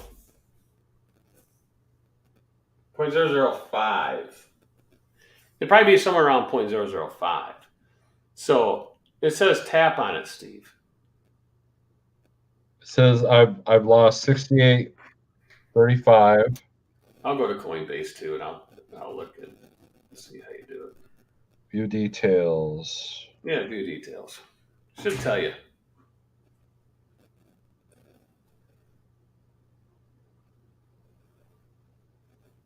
Did you see it? I got that.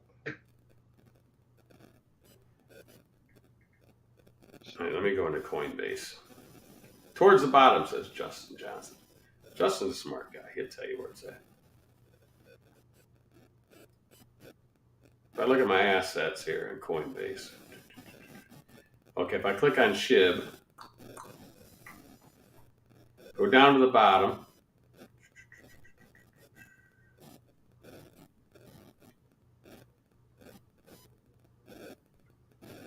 Let me click on SHIB. All right. History. It should say history. When you click on it, it should give you history down towards the bottom. It should tell you.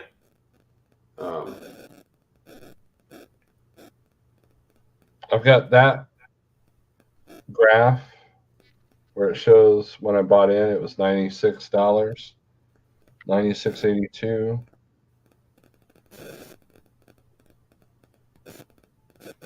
If you click on where you bought it, it should give you a price. And give you what you bought it at. Like here, price per coin on mine was 0.00000030 on one of my transactions. If you click on the SHIB, it should tell you. It should tell you when you bought it, how much your fee was, all that good stuff. You see that? No. Hold your phone up. Hold on. You click on it itself, where it says SHIB, when you clicked on it, you should go down and scroll and hit SHIB again. And it should give you your stuff.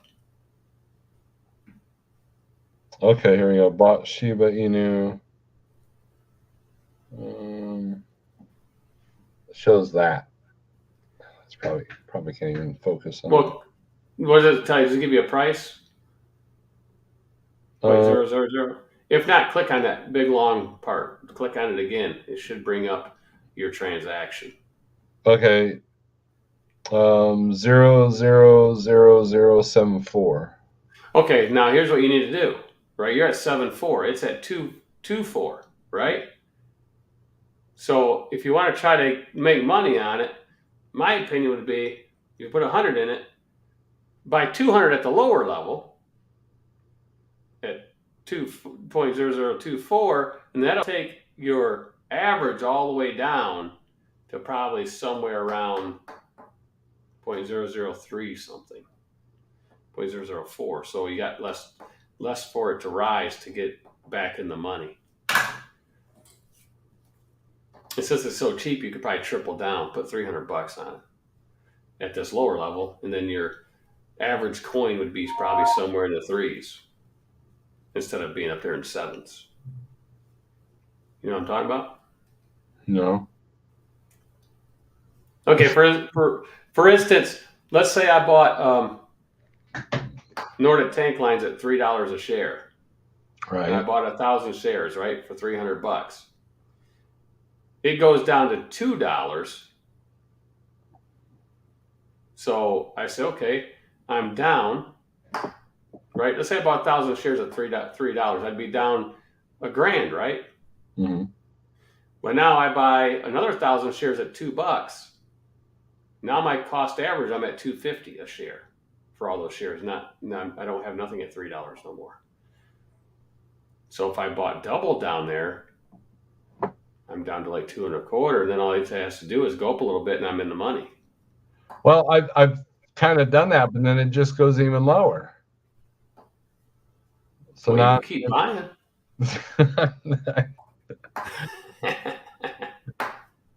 Steve lost totally.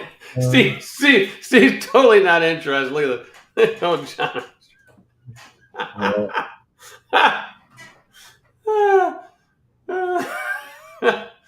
Now, if we were talking weapons, right? If we were talking weapons, Steve would be totally interested.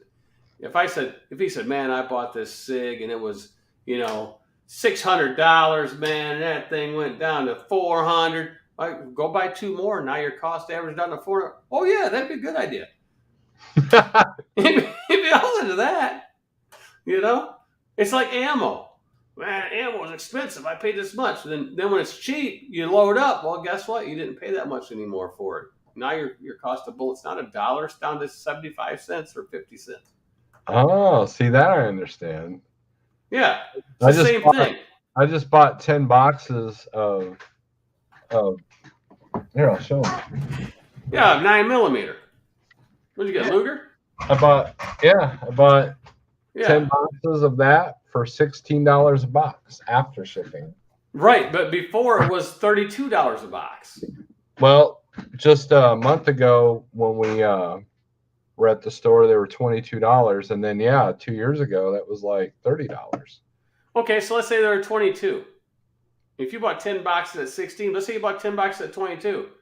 Now you buy 10 boxes at 16. Now each bullet only costs you 19 cents. So by adding the others, it lowers. Right, it lowers each box. Okay. Yeah. So you just gotta get on the shib dog, man, and keep buying when it's way low and get that price down. My days of trusting YouTubers and crypto are done. Well, I'll give you. I'm not blaming the YouTuber. I don't want to be one of those guys. My opinion, if you want a stock that is really good, that trades in a nice range, NAT. That's all I'm saying. That's my opinion. NAT.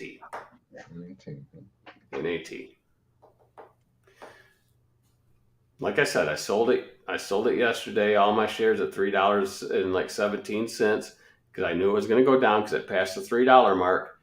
And next day, boom, down. Next day, boom, down. Got all the way down to $2.44 somewhere there today. I rebought everything back at $2.44, and now in the after hours it's at $2.56 because it's and if it gets a nice bump tomorrow, I'll be right back out of it again until it gets below $2.50. Whole coin or Bitcoin? There you go. I got Bitcoin. I've lost money on that one too. I got Robinhood Bitcoin. I'm up on it right now. Let me see what I got. Don't ask me about Ethereum. I don't even want to talk about that. Bitcoin. I'm up 82 right now. 80.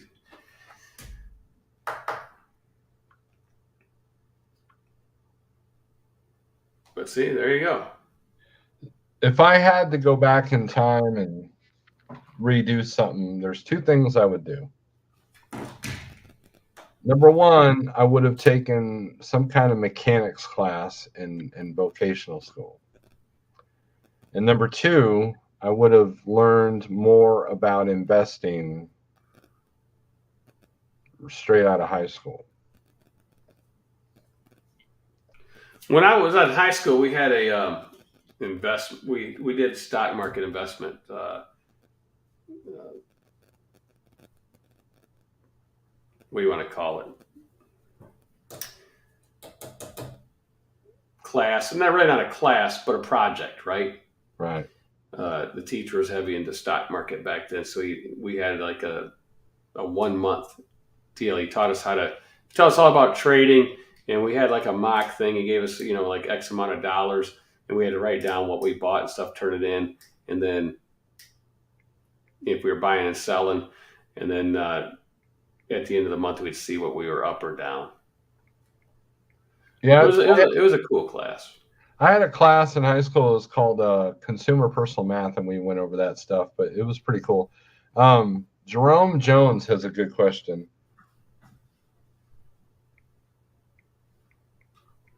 I probably won't have an answer. Question about getting out of your comfort zone. Now I do power only in the Midwest area and try to be home on the weekend. Does that mean I have to give up trying to be home on the weekend and stay out? No, that's not what that means. But if you do live in an area where it's better to go out for, let's say, 2 weeks and then go home for a week, or 4 or 5, 6 days in a row, so you get better home time, that's an option. Because personally, I was home every weekend, and it becomes more like a job, right?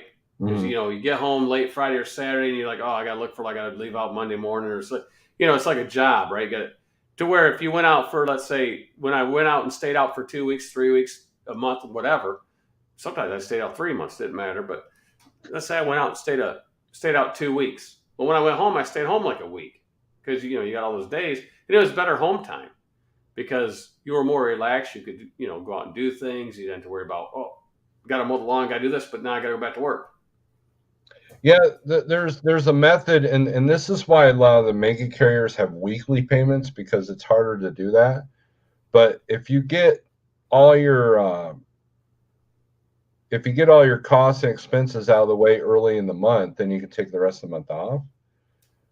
Just like what Jeff is talking about. But the other thing is, what kind of power only are you doing, Jerome?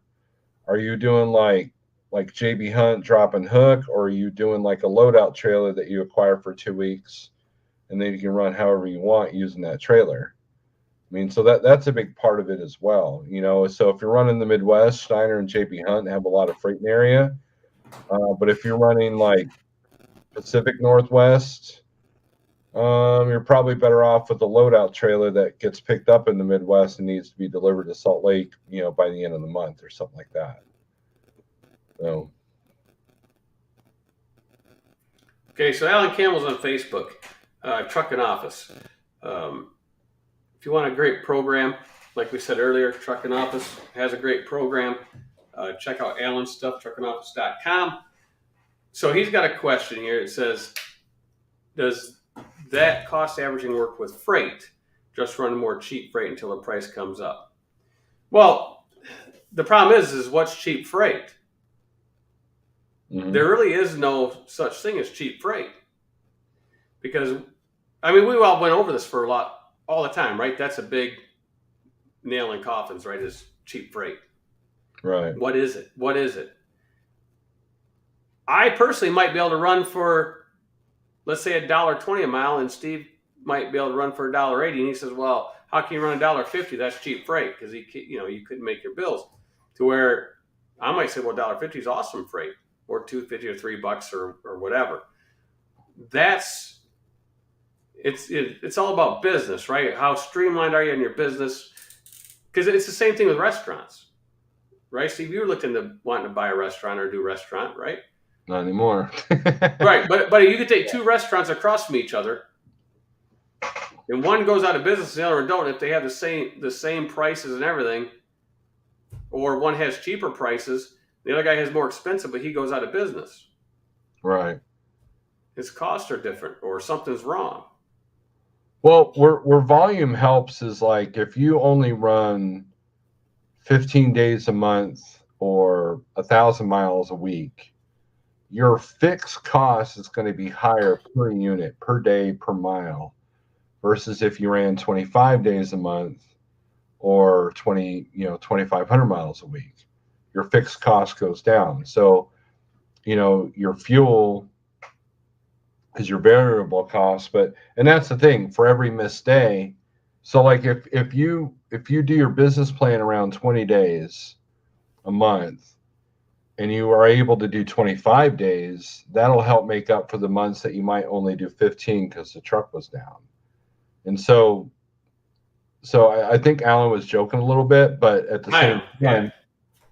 same time, it actually, sometimes, it's kind of like, you go by the cost per day to help, when times get lean, so you're not concentrating on that rate per mile.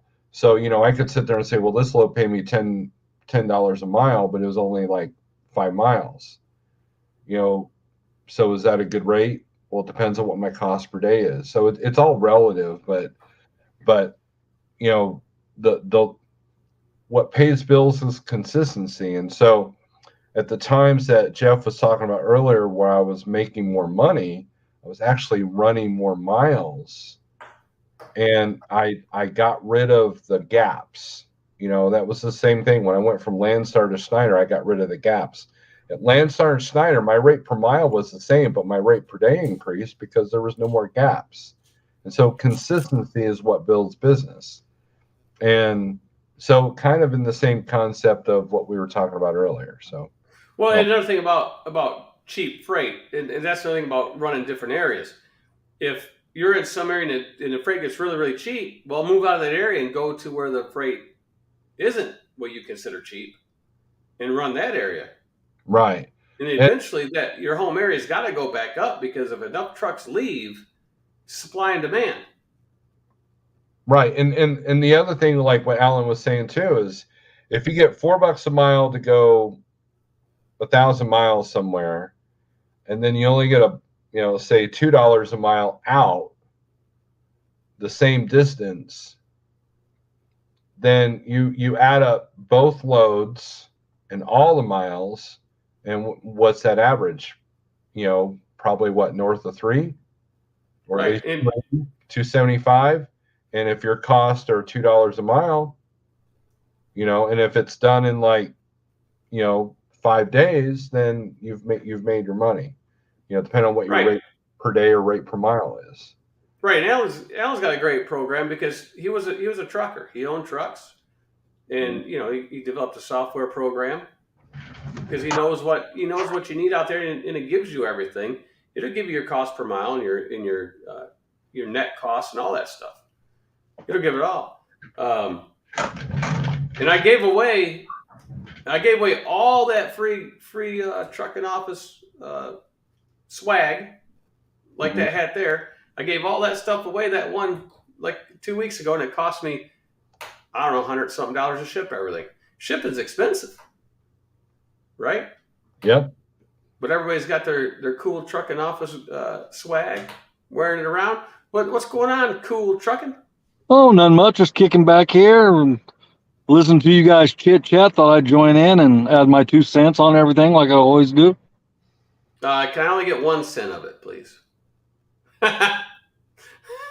Wait, Diane said I only can listen to 1 cent of what you got to say. So how you all doing? Oh, we're doing good, man. We're just messing with you. Got a best of you. You're from Idaho, man. Did you bring me any spuds? Well, you need a box? I can get you a box. I need some taters, man.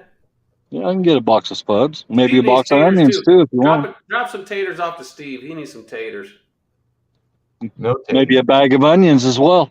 He doesn't eat potatoes. He'll take the onions. Yeah. What's that? You take onions, you cut them in half, and you bake them in butter. That's a good meal right there. Oh yeah. Look at that face, Justin. Yeah. Yeah, we got all kinds of onions and tater sheds around where I live.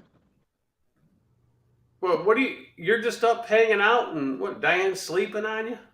Yeah, she's sleeping, and we're just kicking back here in Mount Vernon, Illinois, and went shopping at Walmart, Oh, behind the Hucks, and oh, the Hux, that used to be an awesome truck stop. Is it yep, still good? it's now a Flying J. Well, yes, Flying J bought them out. They still got the hole in the fence, so you can walk through the hole to The get to the fence ain't door. even there no more. Oh, they took it down? Yeah, at least on that backside, not on the side, but over on the backside. Yeah, it's not even there now. Somebody might have backed over. Yeah, it many people ran into it. Yeah, it wasn't in good shape last time I was there, but yeah, that's a good spot because you can go into Walmart and not have to eat that crappy Flying J food and get yourself a rotisserie chicken from Wally World there. Yep. Right. Now that I got Jeff and you on at the same time, we can discuss this deadhead thing because I just heard Wait a Jeff minute. repeat what I said last Wait a night minute. to you, Let me Steve. let's just dump him right out of here, Steve.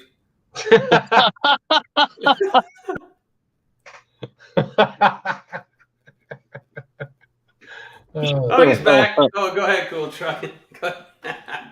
No, that's what I was trying to explain in the chat, but my thumbs don't move fast enough to say what I want to say, and I end up messing up. But yeah, that's what we were down in Atlanta, and rates down there are in the toilet. So plus, we don't like idle. We didn't want to idle the truck, so we went up to Mount Eagle and spent the weekend up there so Diane could get her 34 back. And then I booked a load out of just east of Cooksville, Tennessee, is where we booked it. Then got almost 270 a mile headed back to Idaho, and there was nothing down in Atlanta, anything close to that. Well, 270 is a good rate going that far distance. It should have been in the threes, right? It should be in the threes. But Right. in this time, in this economy, what's going on right now, in this 2-week moment, you did really well at 270 for that distance. Yeah, so on the all miles, what'd that come out to? Well, I haven't even figured that out yet.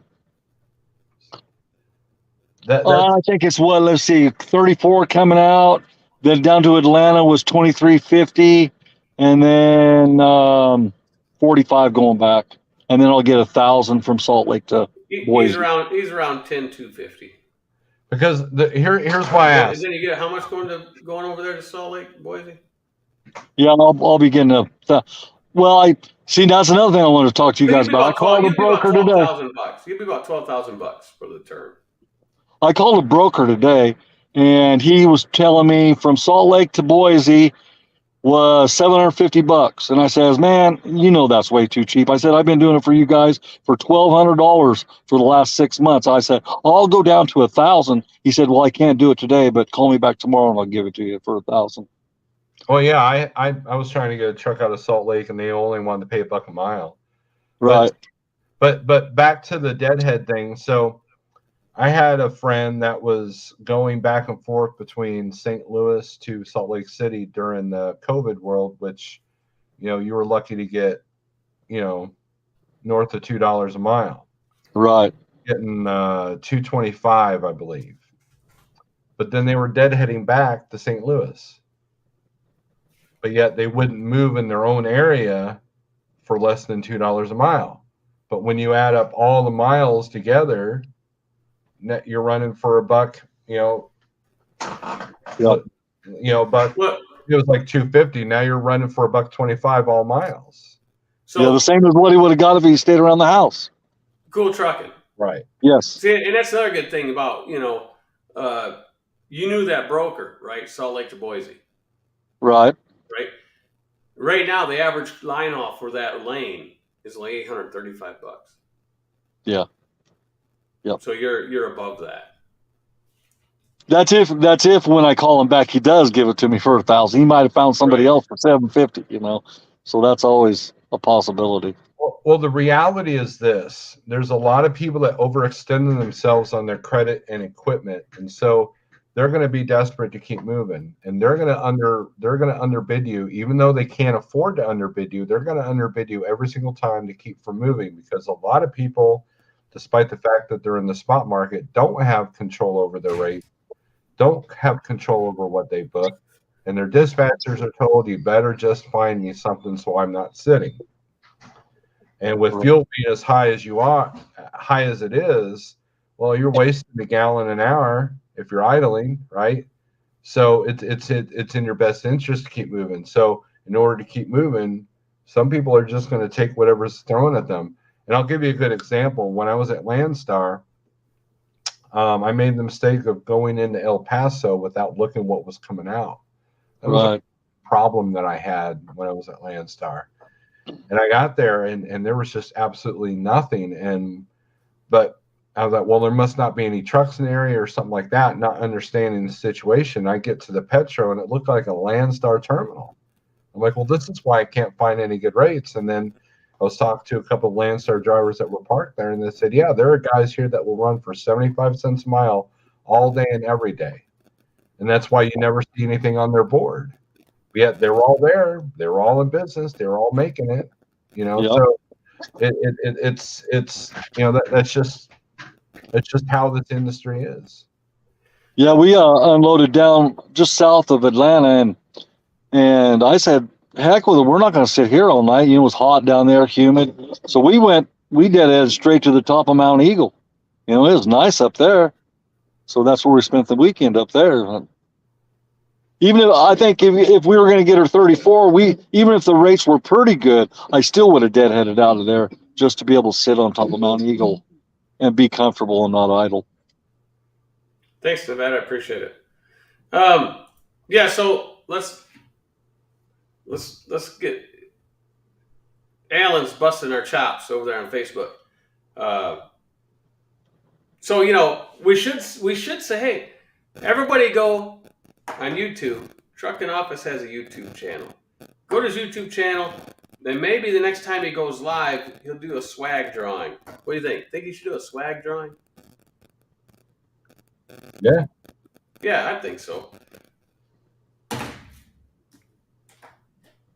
If I had more shirts, I could do one now, but I'm out. What happened to Cool Trucking? Here, I will share this. He's got that Cricket phone. What are you sharing? His channel. Oh, Alan Campbell, we're sharing your channel on the tubes. There. Well, we'll just have to make sure he goes out and buys some more hats. Look, he's trying to say he gave us all the swag. Yeah, he did. Alan gave me this hat. Yeah, I gave away all the hats last time we were on there. I was doing a good drawings, man. People were guessing like crazy. And Nomadic Brit, he sent me a picture showing me because he won a shirt and a hat because he won twice, right? Nomadic Brit, he sent me a thing saying, hey, thanks for the stuff. There he is right there. Sorry, guys, lost signal. What'd I tell you, Steve? He's on the Cricket. He's sitting still. Yeah, that's what I'm saying. He's got that like that Walmart phone or something. What's their thing? Smart Talk or something? Yeah, he's on between a Smart Talk and he's in a Cricket. And get his minutes updated. Look, I know, Cool Trucking. You still like to take the aluminum foil and put it on the antenna and hold it on it. You remember, Steve, you're old enough. Maybe you're not old enough. Back in the day when we were, I know Alan Campbell's old enough. Back in the day when we were watching TV when we were young, we had to put rabbit ears on the rabbit ear antennas. We had to put aluminum foil on them and move them around and try to get a picture in. Oh yeah, I remember my dad in his truck used to carry this black and white TV, and you had the rabbit ears for the main channels, and then the UHF had the round circle thing. Yeah, the round circle, yeah. And you're constantly, adjusting it depending on how many trucks were driving the trucks up. Now, what I liked about that is you can barely get a station in and still be able to watch something, whereas this digital crap, you either got a signal or you don't. Right, but what you liked about that was, how many siblings did you have? I had 3 older sisters. Right. So what happened was they picked on Steve, and they said, "Steve, go up there and move that rabbit." And as soon as I come in, I said, "No, just stand right there, Steve." And he couldn't watch. He had to stand there holding it while they were watching their show. Yep. That happened to me all the time. I was abused as Yep. well. Yeah. Well, I was in remote control. Hey, turn on channel 3. Okay, and I'd have to get up and go click, click, click, click, and then you're on channel 3. Yeah, like Robert says, his dad had a remote back then. Yeah, it was Rob. Yeah. Son, get up and go change that channel. I was the youngest kid too, so I was always picked on too. You know, they made me do everything. My older brothers. Yep. See, Rob's anyway. He told me to change the channel. And then the first remotes were really a clicker. It was like up or down. Right. Look, Yeah. click, click, click. But of course, you only had like 4 channels to scroll through. Right. Unless you lived in like Phoenix or Dallas, and you had about 10 because half of them were Spanish. I think it might even have this here. Well, I don't know if Bob has a truck open or not, but here, driving position. Contact Bobcat7 at yahoo.com. Woo woo. Right? Come over here, hang out, have fun. We got the best safety guy in the business. Really? Yeah. I'm looking at him right now. He's got a trucking office hat on. Snowlord's the name. He'll play the guitar for you. Uh-oh. You're in trouble. I heard the beat. Not yet. I got some more stuff going on. What's going on now?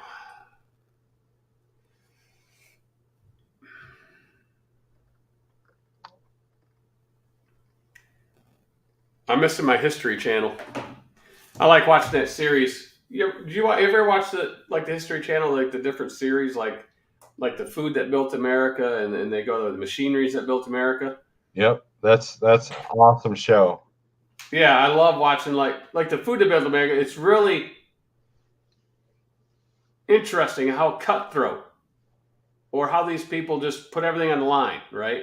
Mm-hmm. And built it. Like Hershey's. You ever watch the one about Hershey? Yeah. Yeah, where he spent all that money and hadn't even made the product yet. Didn't even know what the product was going to be. Right. Didn't know what it was going to be. That was the kahunas, wasn't it? Right? I mean, didn't even know what the product was going to be. Nothing. Just kept put all of his money on. What was it, like $1 million today? He just put it all out there. And all that food that built America, what was the one thing that they all had in common that made them $1 million companies? What was the one thing that they all had in common? World War II. All of them. Hershey, yeah. Kraft, Heinz. World War II all made them a lot of money because they were able to get on that government contract. Right.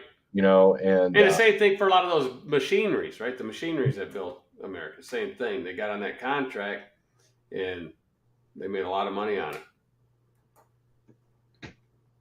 But that's some cool stuff, though, when you go back and look at it and see what they did, and especially like chewing gum and stuff. That was a cool one too, about Wrigley.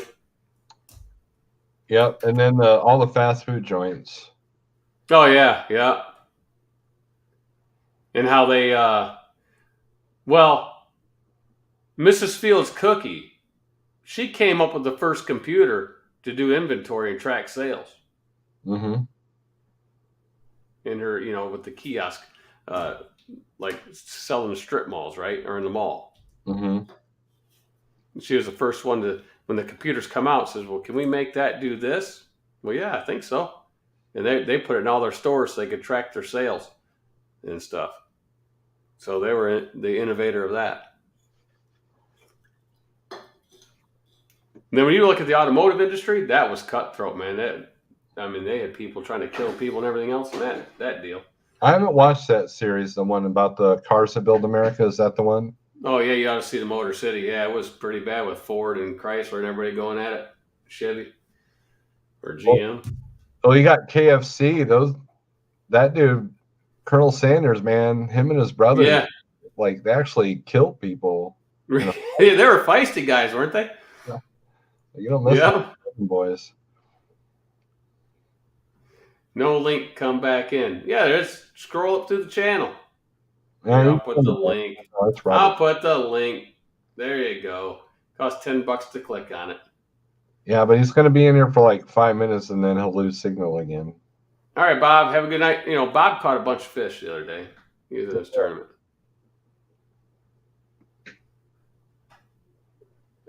Jerome says I do a mix of drop and hook and load out trailer. Well, that's good because it gives you the ability to, you know, be adaptive, you know, when it calls for it. So. Yeah, Elmo Kid. See, everybody watches it. Even Chef Boyardee was on the government dime during MREs in World War II. Mm-hmm. What's up? Hey, now you guys are picking on my phone. I got a S21, latest model out there. It's got to be the area. AT&T, bad area. No, you're on Nextel. Come on, let's tell it like it is. Actually, my other phone's T-Mobile, and it's the same damn way here. When I was with Sprint, Illinois was a rough spot. There was a whole section of 57 there that like no signal. But yep. I don't have any issues there anymore. Yes, I found that. There he goes. The circle of death. He's got the circle of death. You know what it is? It's Walmart. It's Walmart putting them out, right? It's Walmart doing it. Oh, wait a minute. He's popping back in. Circle of death. Hey, what's up, cool trucking? Yep. It keeps going from 2 dots to 1 dot to 2 dots to 1 dot. We haven't seen you in a while. What you been up to? Oh, nothing. Just hanging out. Coming back out of my winter vacation, my winter slumber. Yeah. We're going to try to get up and see you, Jeff, but you keep telling me it's snowing up there. It did. Okay, but then, it was 80 plus degrees the other day. All right? Okay. We had 77. It was snowing. Then it went to 77 degrees. It went to 80, right? It went to 65 today. We'll be at 45 and 32, 42 and 26. Damn many crickets. 42 and 26, 29 degrees, 32 degrees. They won't get up to 50 degrees at night at all for the next week and a half. Jeez. Come see me. Come on. Well, we got to do another loop. We'll be out that way. Yeah, we'll do another loop when it gets warm. We'll do another loop. They do that loop once a month. Yep. See, you guys are starting to fade out now again.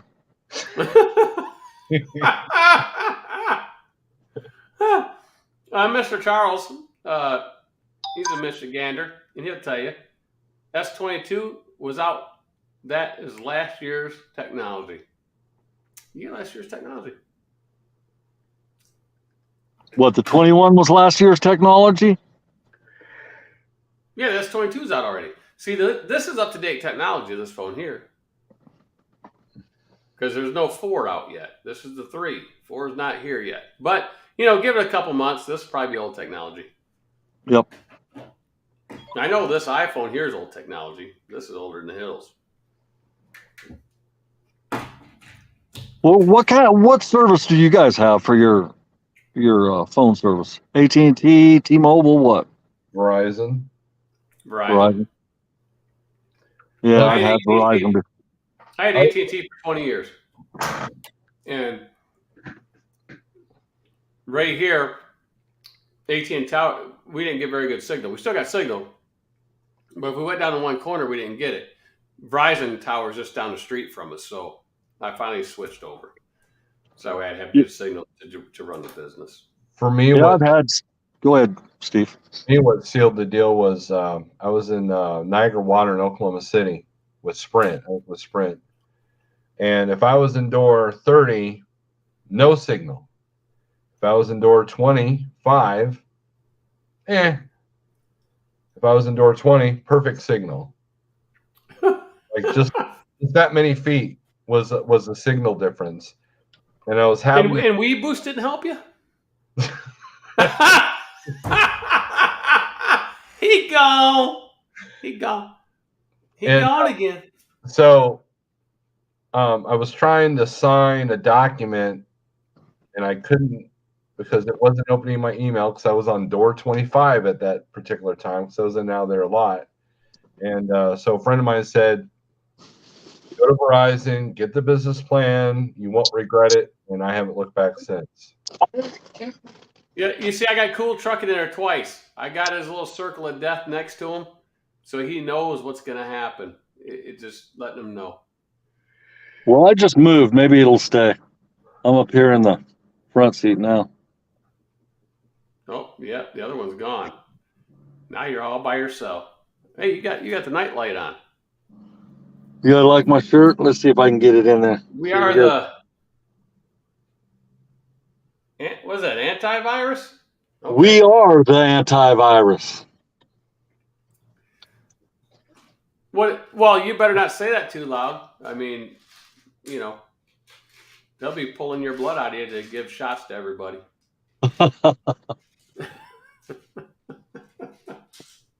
What do you think about the Twitter thing? You think Elon's going to buy Twitter? Oh yeah. What does he think the first thing he's going to do? I've been reading up on it. I think it's pretty much a done deal because he's got a bunch of investors going in with him. They already got the money to buy it completely all the way out. Right, but what do you think he's going to do? First thing he's going to do? He's going to put it back to a platform that's free. Right, but whose account is he going to turn on? Oh, come on. Orange Man good. Orange Man good.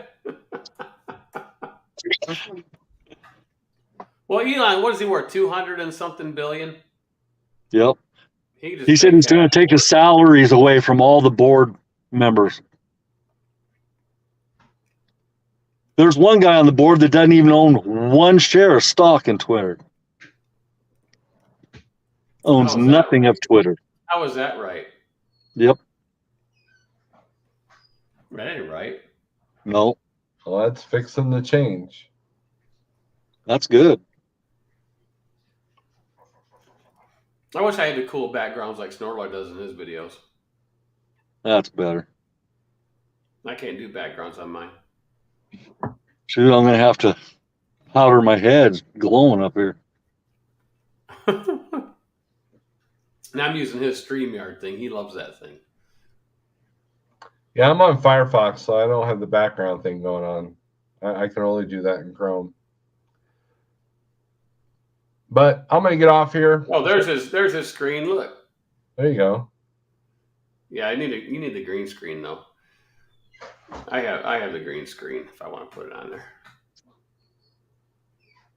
I gotta get out of here though. I think I'm gonna run up to the hospital. All right. Glad you guys could see me. Hey, wait, hey, I like trucking. There you go. He likes trucking. All right, Jeff. I'll talk to you later. All right. Everybody, thanks for watching. Subscribe, ring the bell, ding-a-ling-a-ling, all that good stuff, right? Snore Lord. Yep. Yeah. Yeah. Click the thumbs up on the way out. Yeah, click the thumbs up on the way out. And here, we'll throw your Cash App up on the board. Well, I can't find. I'm going through all these things here. Here, I'll give you this one. I am in the house. I'm always in the house. Yeah. I don't know if I have your one in there.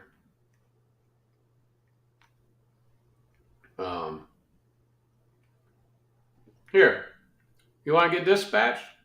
Snore Lord? There you go. There you go.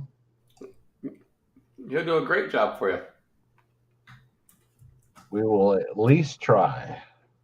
And let's leave with some Snorlord music. There you go. We'll see y'all later.